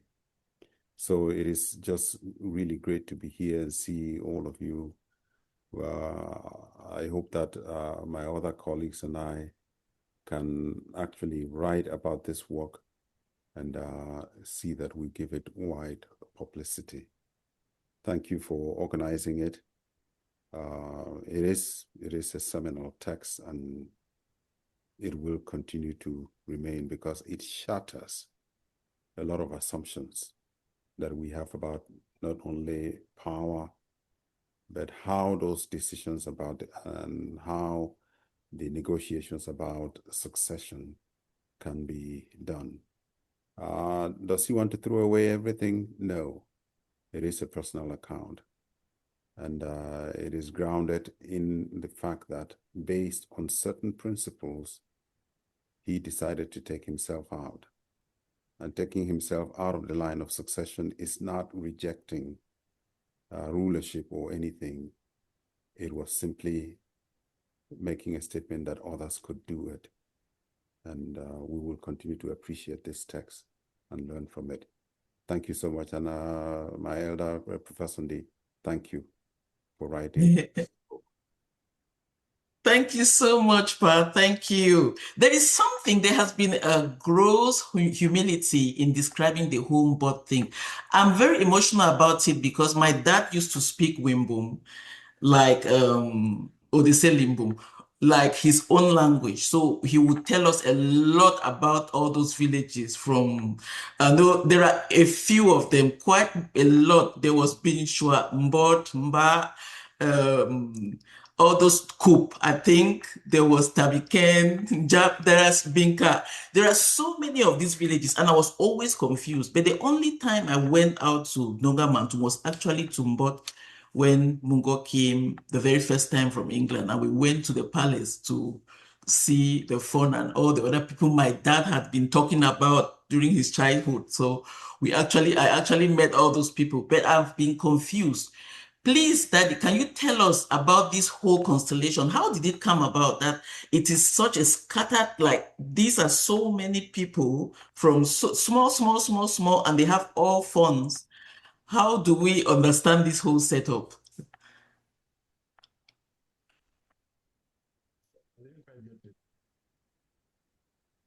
The angle, please, can you question? Yes, so the idea is they you know them but people they are they sorry, the Okay. Cambe, it's such a big village, I would say. Small villages with funds. But there are some bigger ones. As Daddy said today, there are three sets of people, how they divide them into three main groups. I even had notes on that. I was trying to say the Okay. Wimbo. Oh no, we were Witang, and I wrote, yeah. So People, I'm trying to understand this whole setup. How did it come about that you Okay. said that they were so broken? Oh, I thought that my elder was going to answer the question, but my wife here is saying you are asking me the question. That is the complexity, but also the beauty of the of what Professor Lee brings out in this book. So I come from Tumbok village. Tumbok village is one of the members of the War family group in Wimbum area. And as I mentioned earlier, I grew up in Tumbok, but we always knew that our primordial ancestral home was Mbot, or Mirbo as it is often called. And what the account in the book does is it helps me revisit those roots. And it helps me nurture an inquiry to know more. Unfortunately, I'm not a historian, and which then therefore means that we have to campaign for more students to go to universities, study, get PhD degrees, and write books like this, so that we can be able to get the details of it. In fact, I think I have learned more about the installation of chiefs and hierarchy by reading this book than I thought I knew. And the only thing that I could also say is that if he survived it because there are aspects of individuality and liberty embedded in Wimbum society that we don't often always explore and should continue to explore the vastness, the openness that culture offers to us. This is a work of love because what he shows us is the institution of chiefship, quondam, in Wimbum society. And one hopes that future historians will build on this and learn not only the sober style of writing, choosing words that actually reflect it. He's a master at using language in describing what he saw, what he went through. And my hope is that we can have the opportunity to train a lot more historians who can do this. So again, my elder Professor Lee, thank you so much. You have put us on the map in a very big way. And I mean not only the War family group, but all of Wimbum society.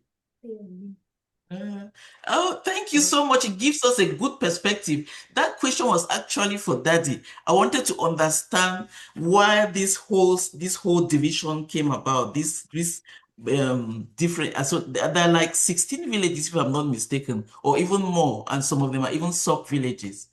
And I really wanted to get my question was on the point of how did it come about? You have so many, like the Widikum tribes, you also have these clusters, and then you have one paramount.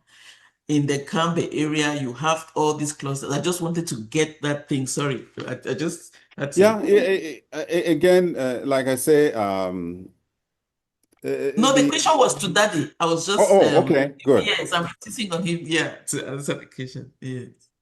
Okay, Doc, I would like you to. Do you have a copy of this book? Yes. Can you look at page what? I interviewed. Yes, we had a long interview with Mr. Formoso. Did you read that? Yes. Yes, I have read the book. It's No, in the that's last this 2 days one. I spent reading the book, and it just overwhelmed me because of the richness of the text. I have not seen that. I actually got my copy yesterday, so I'm actually still going into it. What page is that? Yeah, I have to go. 50. 50. That is the Southern-West Cameroon Revisited. This one, Dr. Ango. The Ango, this one. They sing it. Yeah. Ah, I remember. Okay, I see. So it's not this Very one because rich. And then he nothing was like so that. honest, so frank when we talked, and I tried to capture all that he said. I know. And then your Okay. father was there when I was born. Yeah, he told us. He actually told. He could describe when I was born. I mean, so Uh-huh. rich. I mean, I missed him. I know. Yes. Okay. So you are asking about how we have. It's like I should begin from Bali. Yeah. That What would be interesting. your origins from Baleng, and then how Bali tried to incorporate women from Widikum and distribute them. You have all these titles in Bali. Mhm. You had one who received the women, and then the other who distributed the women who came from. That's how Bali got so rich with women from Widikum, from No, sorry, go ahead. okay, women from all over that were. That's how Bali grew up. Anyway, your question is on Kambe. Mhm. We use that name Kambe. Is a very broad name. But here I reduced myself to just Wimbo. Mhm. Where you are a bit because your grandfather worked as a clerk. Mhm.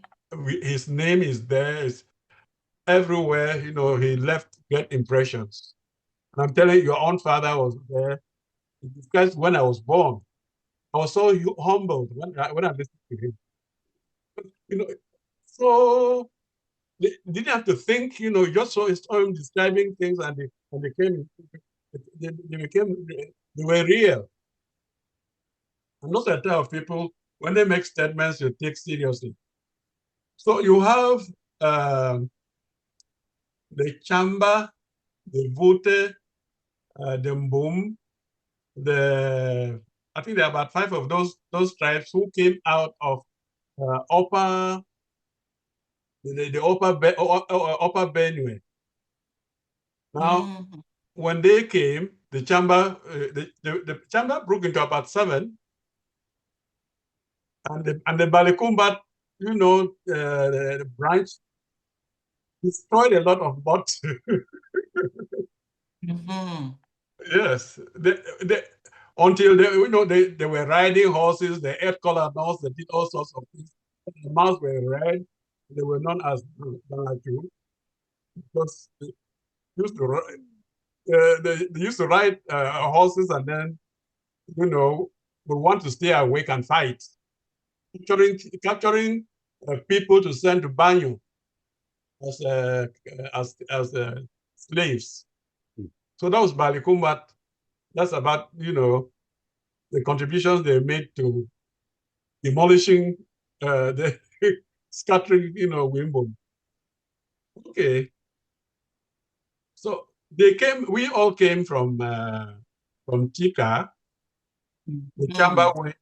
The chamber divided into about 7 chambers, including Nyonga.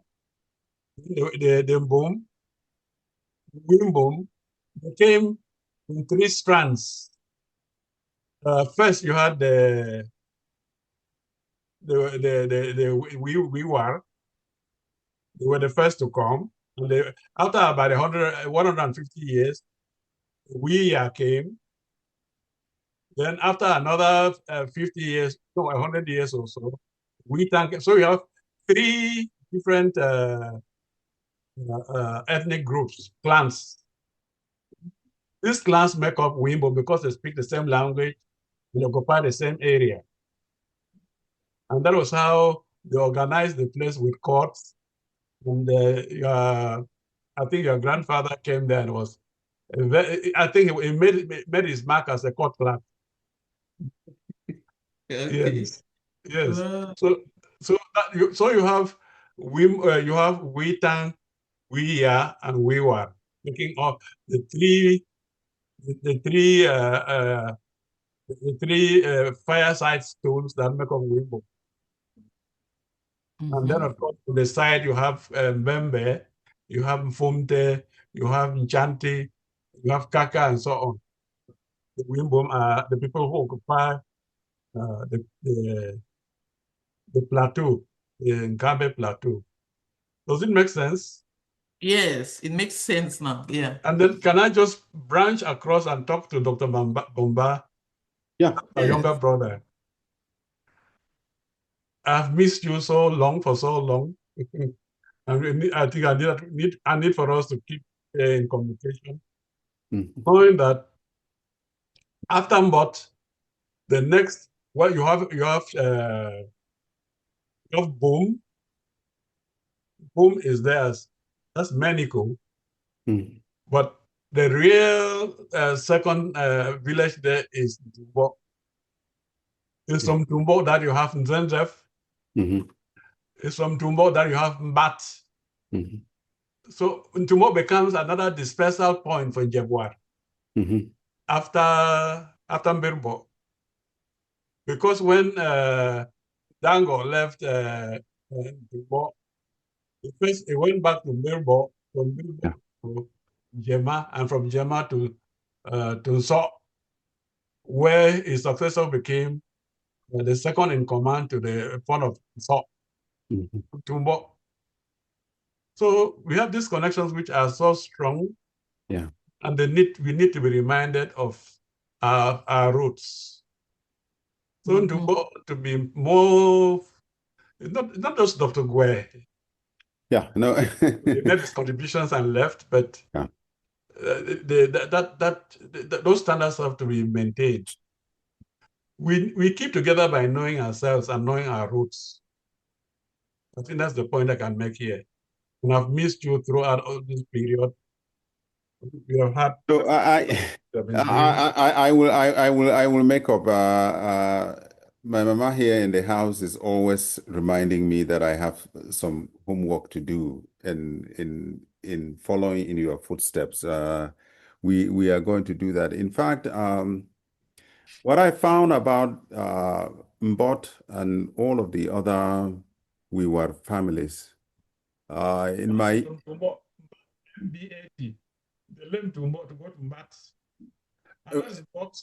yes. What I was going to say was that what I found very common among all of those War villages is that in my younger days, I served as a young pastor in Wanti Ward. Everywhere I went, all of those villages, they had known the history of Mbot, they had known the history of the War group. Everywhere I went, even if I stopped at Mbot at the palace, they always called me Tamunjar. They always called me Tamunjar. which means that there was a history and a connection to Mbo as well as to the other War villages. And so the transactions that happened at Mbot, at Mirbo, is a history that we need to continue to explore and learn and grow from it. And you write about a reluctant prince, but there is a lot more in here for us to use as a stepping stone in unearthing not only our background, but probably beginning to ask questions about the future. And again, thank you so much. It's a privilege to be here and hear this conversation.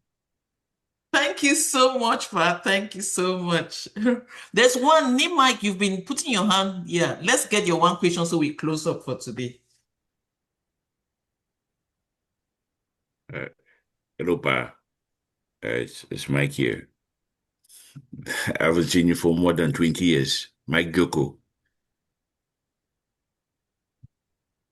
I was going to ask you about the boom connection because I read somewhere that the boom people came from Bimbot. So I was trying to find out like if you could get into that connection. Yes. Lord. You have taught me where Ronnie touches, when they run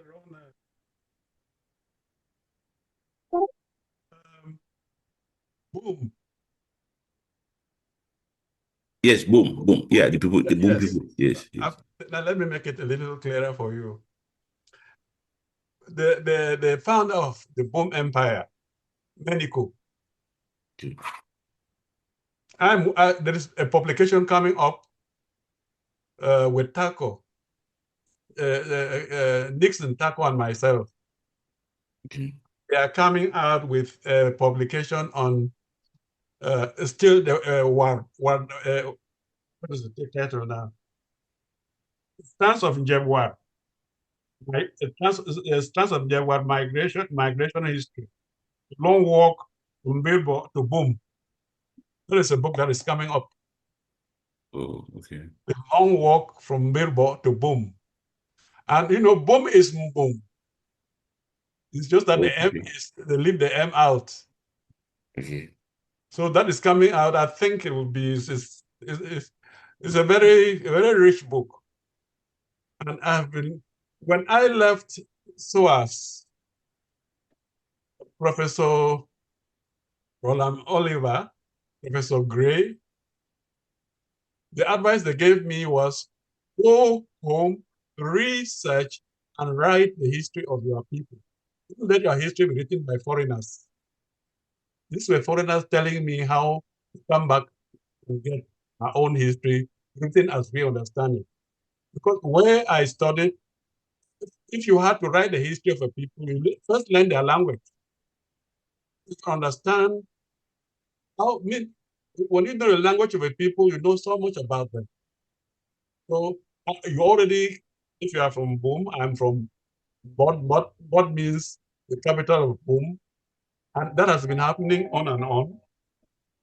You know, when the crisis was coming up, the fund of Boom was the first to go after me in Limbe.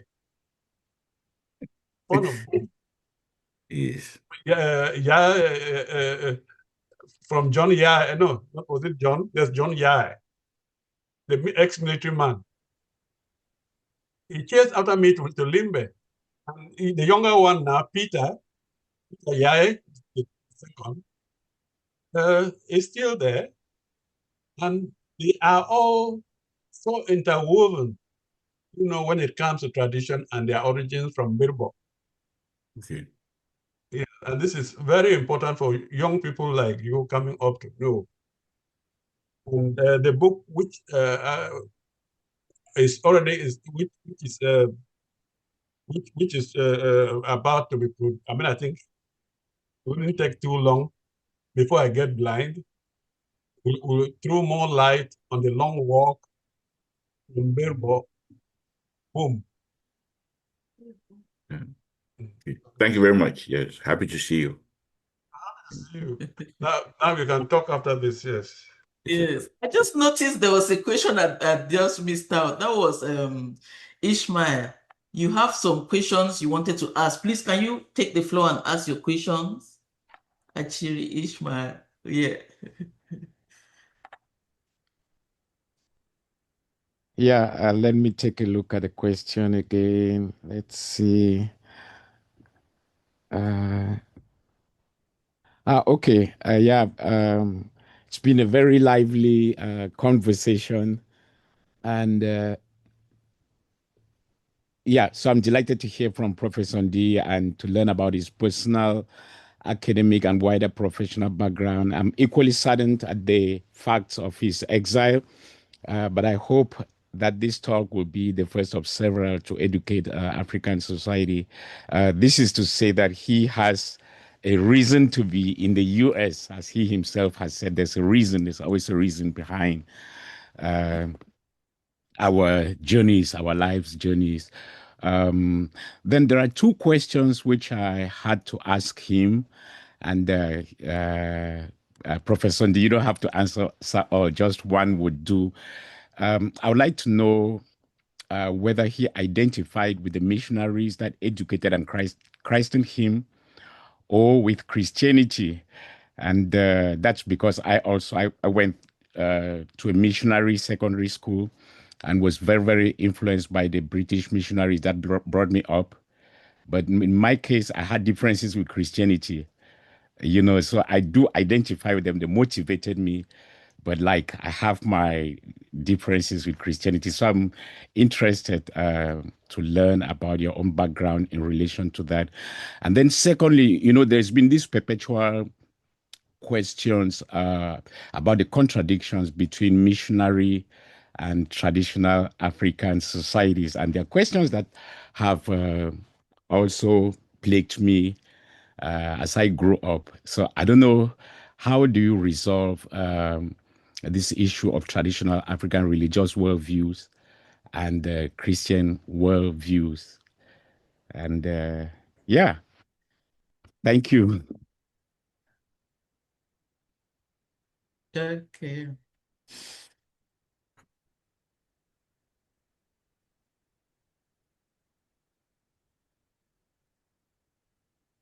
Okay, you're muted. You're muted, Daddy. Oh, great. No, I was saying that when it comes to talking about, the differences of, the world view of the missionaries, what they saw African tradition to mean. We're all pagans. We're all it's like the Muslims will call us infidels. And all that is improving. I don't know which missionaries you got conflict with, but in my own case, when I went to the London Missionary Archives to carry out research on Alfred Secker, I called for the file of Alfred Secker. I called for his file. They brought it to me, and my hands were trembling when I tried to open it. That's the first person ever since the London Baptist Missionary Archives was open that file to look at Alfred Secker. To imagine me opening the file containing the history of Alfred Secker, the most important missionary in West Africa compared to David Livingstone in South Africa. And I found that I was perhaps the first person to open that file. And what was the first thing in that file? It's application to work in the mission boat. That's Alfred Secker. And then, of course, it was rejected, but eventually taken. Alfred Secker, who came in as a mechanic in the mission boat, became the most important pastor, Baptist pastor in all of West Africa. When you look at all of this, you know how to respect missionaries. You see how many of them came out here, how many died. If you're talking of Afraseka, those who came to check on him in Victoria, whoever came, I think so many died all within 2 weeks because of, at the time, they didn't know the treatment for malaria. Would you, I mean, when you look at all of this and me, my own background, you try to balance whatever you know with what people went through in trying to get us to understand the gospel. It was from Afraseka that I went to Mill Hill, looked at what was happening there with Father Maurice McGill, and took to studying about the Mill Hill missionaries. It was the same process. Sacrifice, right to sacrificing their lives. What they did, you would find in my Mill Hill missionaries and the state. There is this is my first book, my seminal production. It's Mill Hill missionaries in Southern Cameroon. They were they contributed as much to the state in terms of development as the state itself did for itself. So missionaries did quite a lot. Not, we don't say every single missionary. No.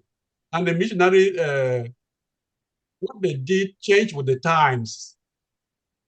The missionaries, when they first came, all they saw were pagans. All they saw was the people, very backward people. But they themselves evolved as Africans, as we ourselves evolved. So these are faces that have been changing. So it's not one fixed image we have of missionaries or missionaries of Africans. They have changed over the years because there have been changes taking place. So I don't know which missionaries you encountered, but I think if you go deeper, you find that missionaries, many of them, sacrificed a lot. Actually, the ultimate sacrifice, that's dying in the course of trying to impart the faith. And that's the angle I used, to be able to understand them. Yeah. So actually, my question was, I agree with you about the missionaries, and I share that perspective. I was mentored by Brother Christopher Manion in Sacred Heart College, and he died in Rwanda when he went to take certain nuns in a convent that was besieged. I think he went with a small plane. They shot down the plane and they hacked all of them. And just before then, a week before then, he had written to me from England about wanting me to come and study creative writing, helping me. So he actually mentored me. And that event, it really shattered me for a long time. I've been influenced heavily by missionaries in high school. Much of my education is missionary education. But then with Christianity, I have the influence of the missionaries and Christianity. For me, there is a difference. I think of my grandmom. She would go to church every day to see Father Namben and another Dutch priest. And I was interested, was she going to see the priest or was she going because of Christianity? Because each time my grandmother talked about God, I felt that she was talking more about God from the African worldview. But she was going to church to see the Dutch priest, almost every day. And so there was that ambivalence. And I keep asking myself about those influences. Is it the missionaries or is it the Christian church? So I find it it's quite a dilemma, which I find interesting. Mhm. And for me, it aligns with this issue of worldviews, which I find a little bit confusing in terms of Africans. When we talk of our cultures, you see Christians and traditional religion. How do people navigate the two? How do people navigate it two in terms of belief and practice? Sometimes some people believe one thing and the practice is the opposite.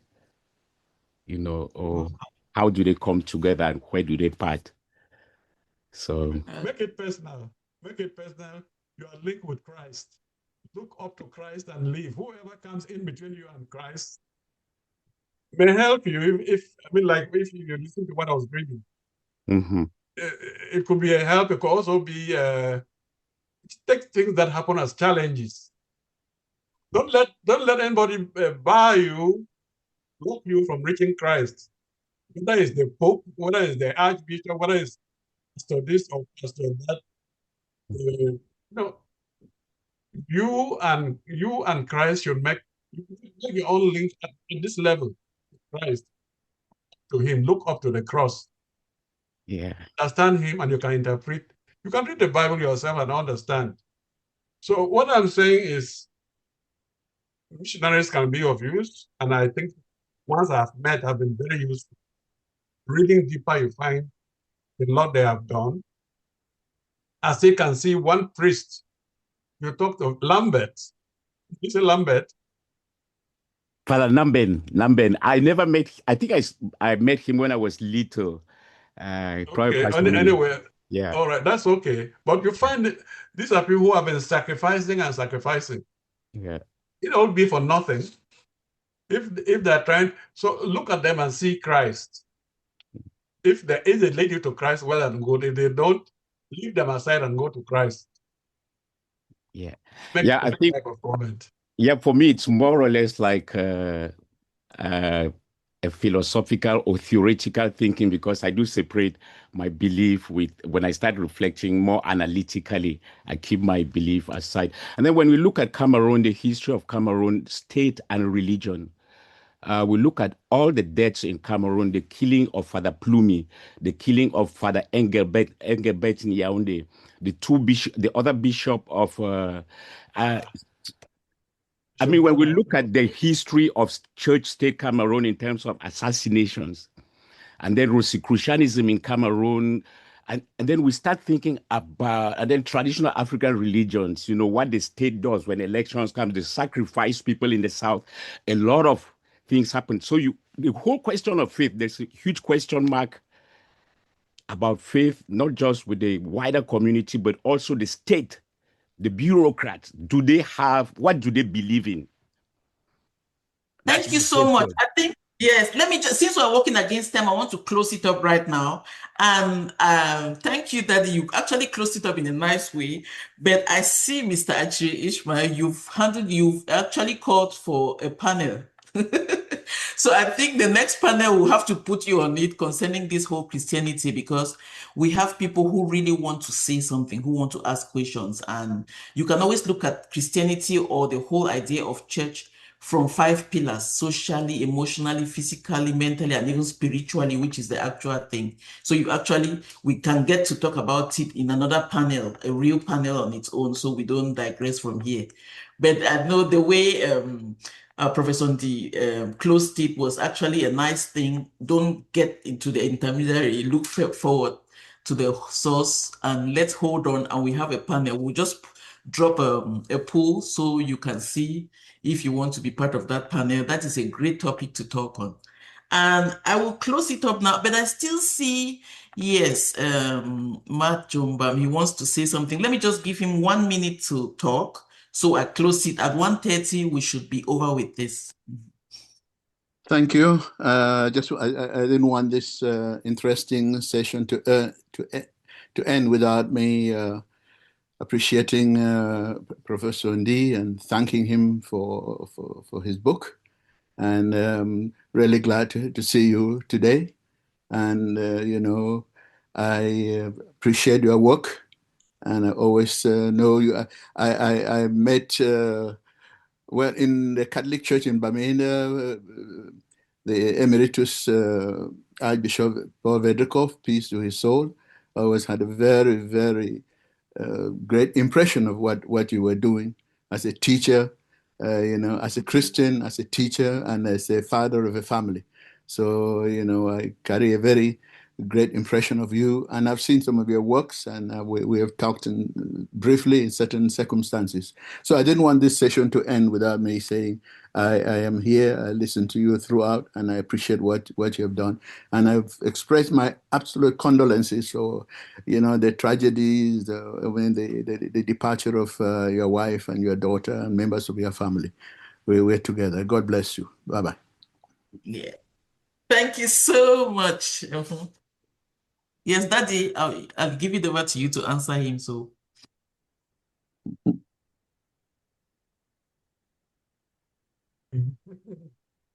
It's one of those names that you dare not joke with. You are talking of which of the Jumbams now? Is it? I've been to the compound. I've been with Dr. Joe. I've been with your elder brother who passed away, my classmate. So the Jumbans are quite. You are people when you are talk of Ghana, you talk of church, you are talking of the Jumbans, and you have quite a lot. You have offered as an individual and as a family. If we met in Bamenda in the cathedral, you have earlier met the cathedral in Kuala. Cardinal took me and you took me around when you were with him. Cardinal Toomey was one of the closest friends I ever had till the last day when he passed on. We have a lot. My books are with him, and one only book I have, which I wrote, I was trying to bring out the problems Funcha had with the Francophones, and which people will not understand. When he passed away, the book was then left in the hands of Archbishop Leda. I went there with my daughter. Even the cardinal's driver, Sangong, was not able to retrieve the book. So the Cardinal Toomey was even closer to me than Archbishop Paul, because we spent time together in Bamboo. Thank you very much. It's nice meeting you again. Yes. My pleasure, there. My pleasure. There's one person who was so instrumental that we should get Professor D here. We call it the Mbombo name, our power president. I'm very surprised he has not asked the question yet because I know he was passionate about this whole meeting. So I'll just give it to him to close it up for us. Dr. Ndi, Professor Ndi, the other one. Dr. Ango, he is left. Oh, he left. I see. Yes. I think. Okay. Good. So now, thank you everybody for coming. Thank you so much. Thank you, thank you, thank you. We hope you will visit more of our occasions. And it was a good talk. And I think we should continue it because it was really humble, but we need more of this, a deep one. Yes. Thank you so much. You have a blessed weekend. Thank you so much, Ango, for organizing. Thank you, Leo, for coming. Thank you. Thank you, Tango. Thank you so much. It was wonderful. Thank you, Daddy. Everybody have a good rest of the weekend. Thank you. Good to see everyone. Good to see you. Yes. Thank you. Is Bye there an bye. after party? After party. Virtual after party. It sounds like there's There we an are, after party. After party. Ma Sophie, good to see you. Now, Marie, good to see you too. Yeah, I'm going for graduation, so I'm off to the university right now. Wow, that's the real after party. Yes. Yep. Can I ask a question? This is Maflo. Is Dr. Ndi still there? Can I ask him a question? Yes, you can do. Okay. Nothing to do with his book. Yes, he's okay, you can do. It's after party. After party. Dr. Ndi, this is Florence Pomuso. I am the Congratulations, oldest daughter of late Colonel Fomuso, that you know very well. Oh, That you knew very well, yes. that is So, great for me. Yeah. yes, my question to you is, how did a handsome gentleman like you, who grew up in the palace where the father was distant, learn to be such a loving husband and a darling father? Oh. Because the people say that men learn from their dad how to be a good dad, but your dad was a fun and he was distant. How did you become this excellent husband and this darling father? Good question. I wish I qualified that. You're describing me as I should be in my next life. I still wish to improve on what I am. The family I have, my friends, and there's so much still to do. And when somebody says you have done this or done that, I only see what I still have left to do, because there is always so much still to be done. Thank you very much. Thank you. Thank you so much. Your late wife was my aunt because Mami Eli was married to my uncle, and Mami Eli was her older sister. So I always admired her, not only as my aunt, but as my teacher. She was my chemistry teacher in Collège Bilingue d'Application. And all I could remember from that chemistry was compound and mixture.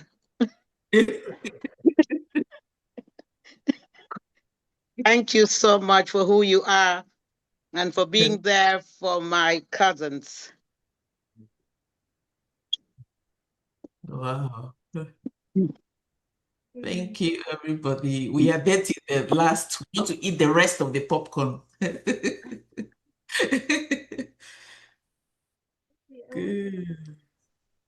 If I can ask Daddy a question. Mm-hmm. I was going to follow up with one of the questions somebody asked about the discretion between Christianity and tradition, and how do you reconcile both of them? Reconciling Christianity, and you can take aspects, you can take all of Christianity and all of tradition. Okay. Because if you take Father Moran, who was the first Middle missionary come to Cameroon, when he taught all of Bamenda and had to write his report, he said neither Europe and Christianity had little to teach the African or the Bamenda man. I don't know where you get the point. You are talking, what are the qualities you think of when you look at a person? There is truth, there is respect, there is all those qualities you talk of. They already existed prior to the coming of Christianity. So if you are talking of what Christianity taught us, those are not the things they taught us. You have learned how to steal, how to tell lies. As somebody pointed out, with the coming of Christianity, with the coming of commerce, with the coming of colonialism, these were not there before. That's what is happening now and deepening itself more and more. So the original, traditional African, call it if you like, or it will be a Cameroonian, grew up to be truthful, to be honest, work. He didn't think of the type of things that are happening now. It came with Christianity. So let's not mix up these things through Christianity.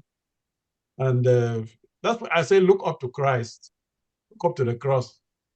But if the messenger comes with good news and he is giving the good news, take the messenger and the good news. A good number of them too are not good messengers, not missionaries. Not all missionaries are good. Okay. Thank you, Dan. Wise words. Yeah. I mean, we're still here more than half of the people who attended. It means people are still very hungry. I know. Yes, be open You to want more, questions. you want more.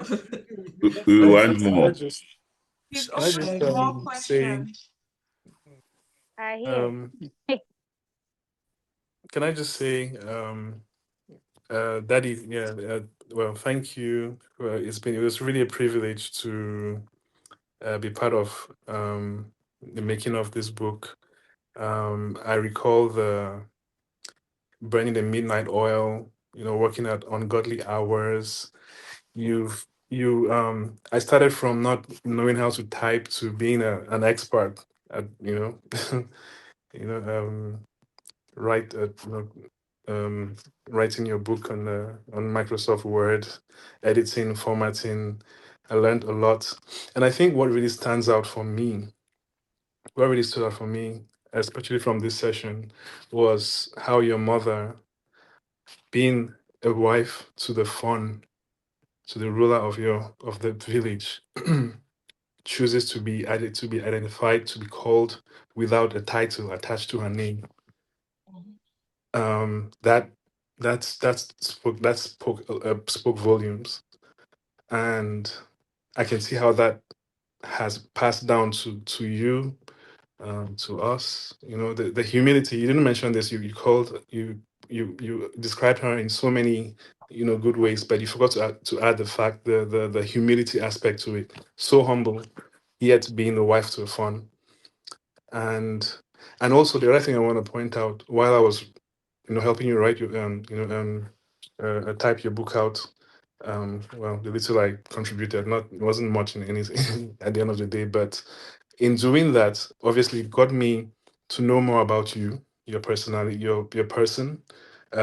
People have mentioned how there's this a gap between the children and the parents in an African setting because of our setup, right? It's where we grow up to, without that close emotional bond, and nothing your fault. It's just the tradition. But when we grow older, then we suddenly realize, oh, there's this rift, there's this gap that we're trying to fill. We're trying to catch up now with what we've all missed out on.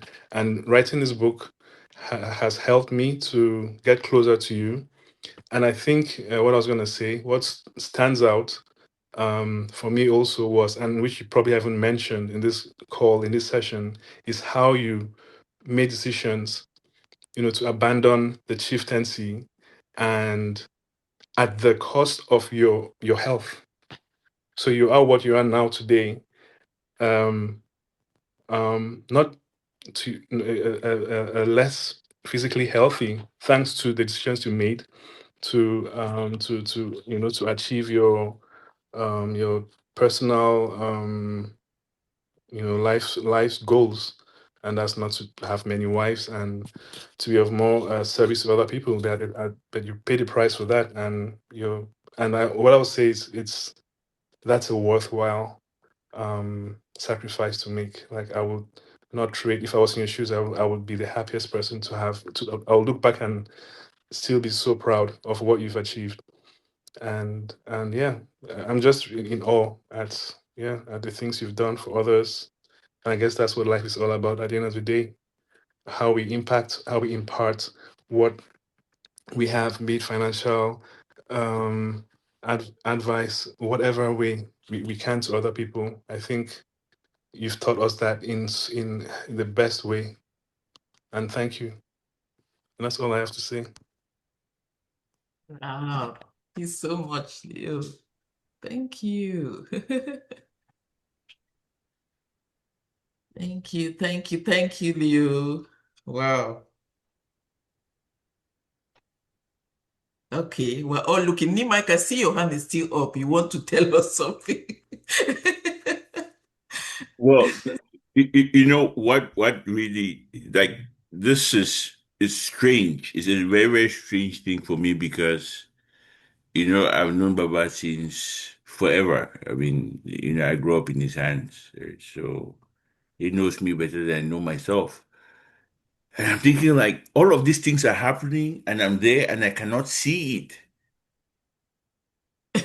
You know, like you're sitting with a parent and the parent is going through so much, making all these decisions, and you don't even know that this is going on. The first day I saw the cover of this book, I jumped.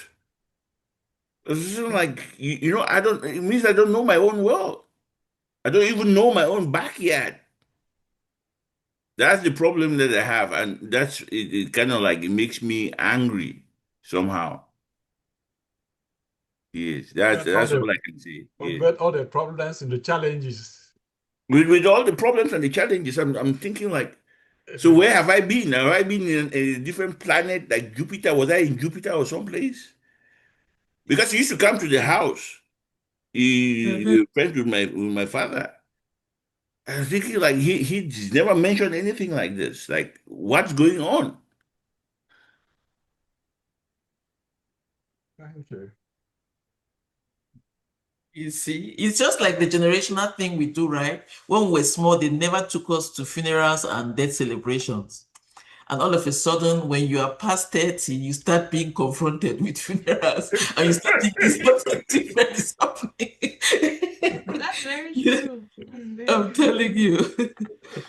Oh my God. Adulting is a scam. That's what I I've know, come right? to. Yes. I've come to that very yeah decision. Like it just makes sense. The older I grow, that it it's becoming clearer and clearer to me that it's a scam more than anything else. Adulting. I'm telling you.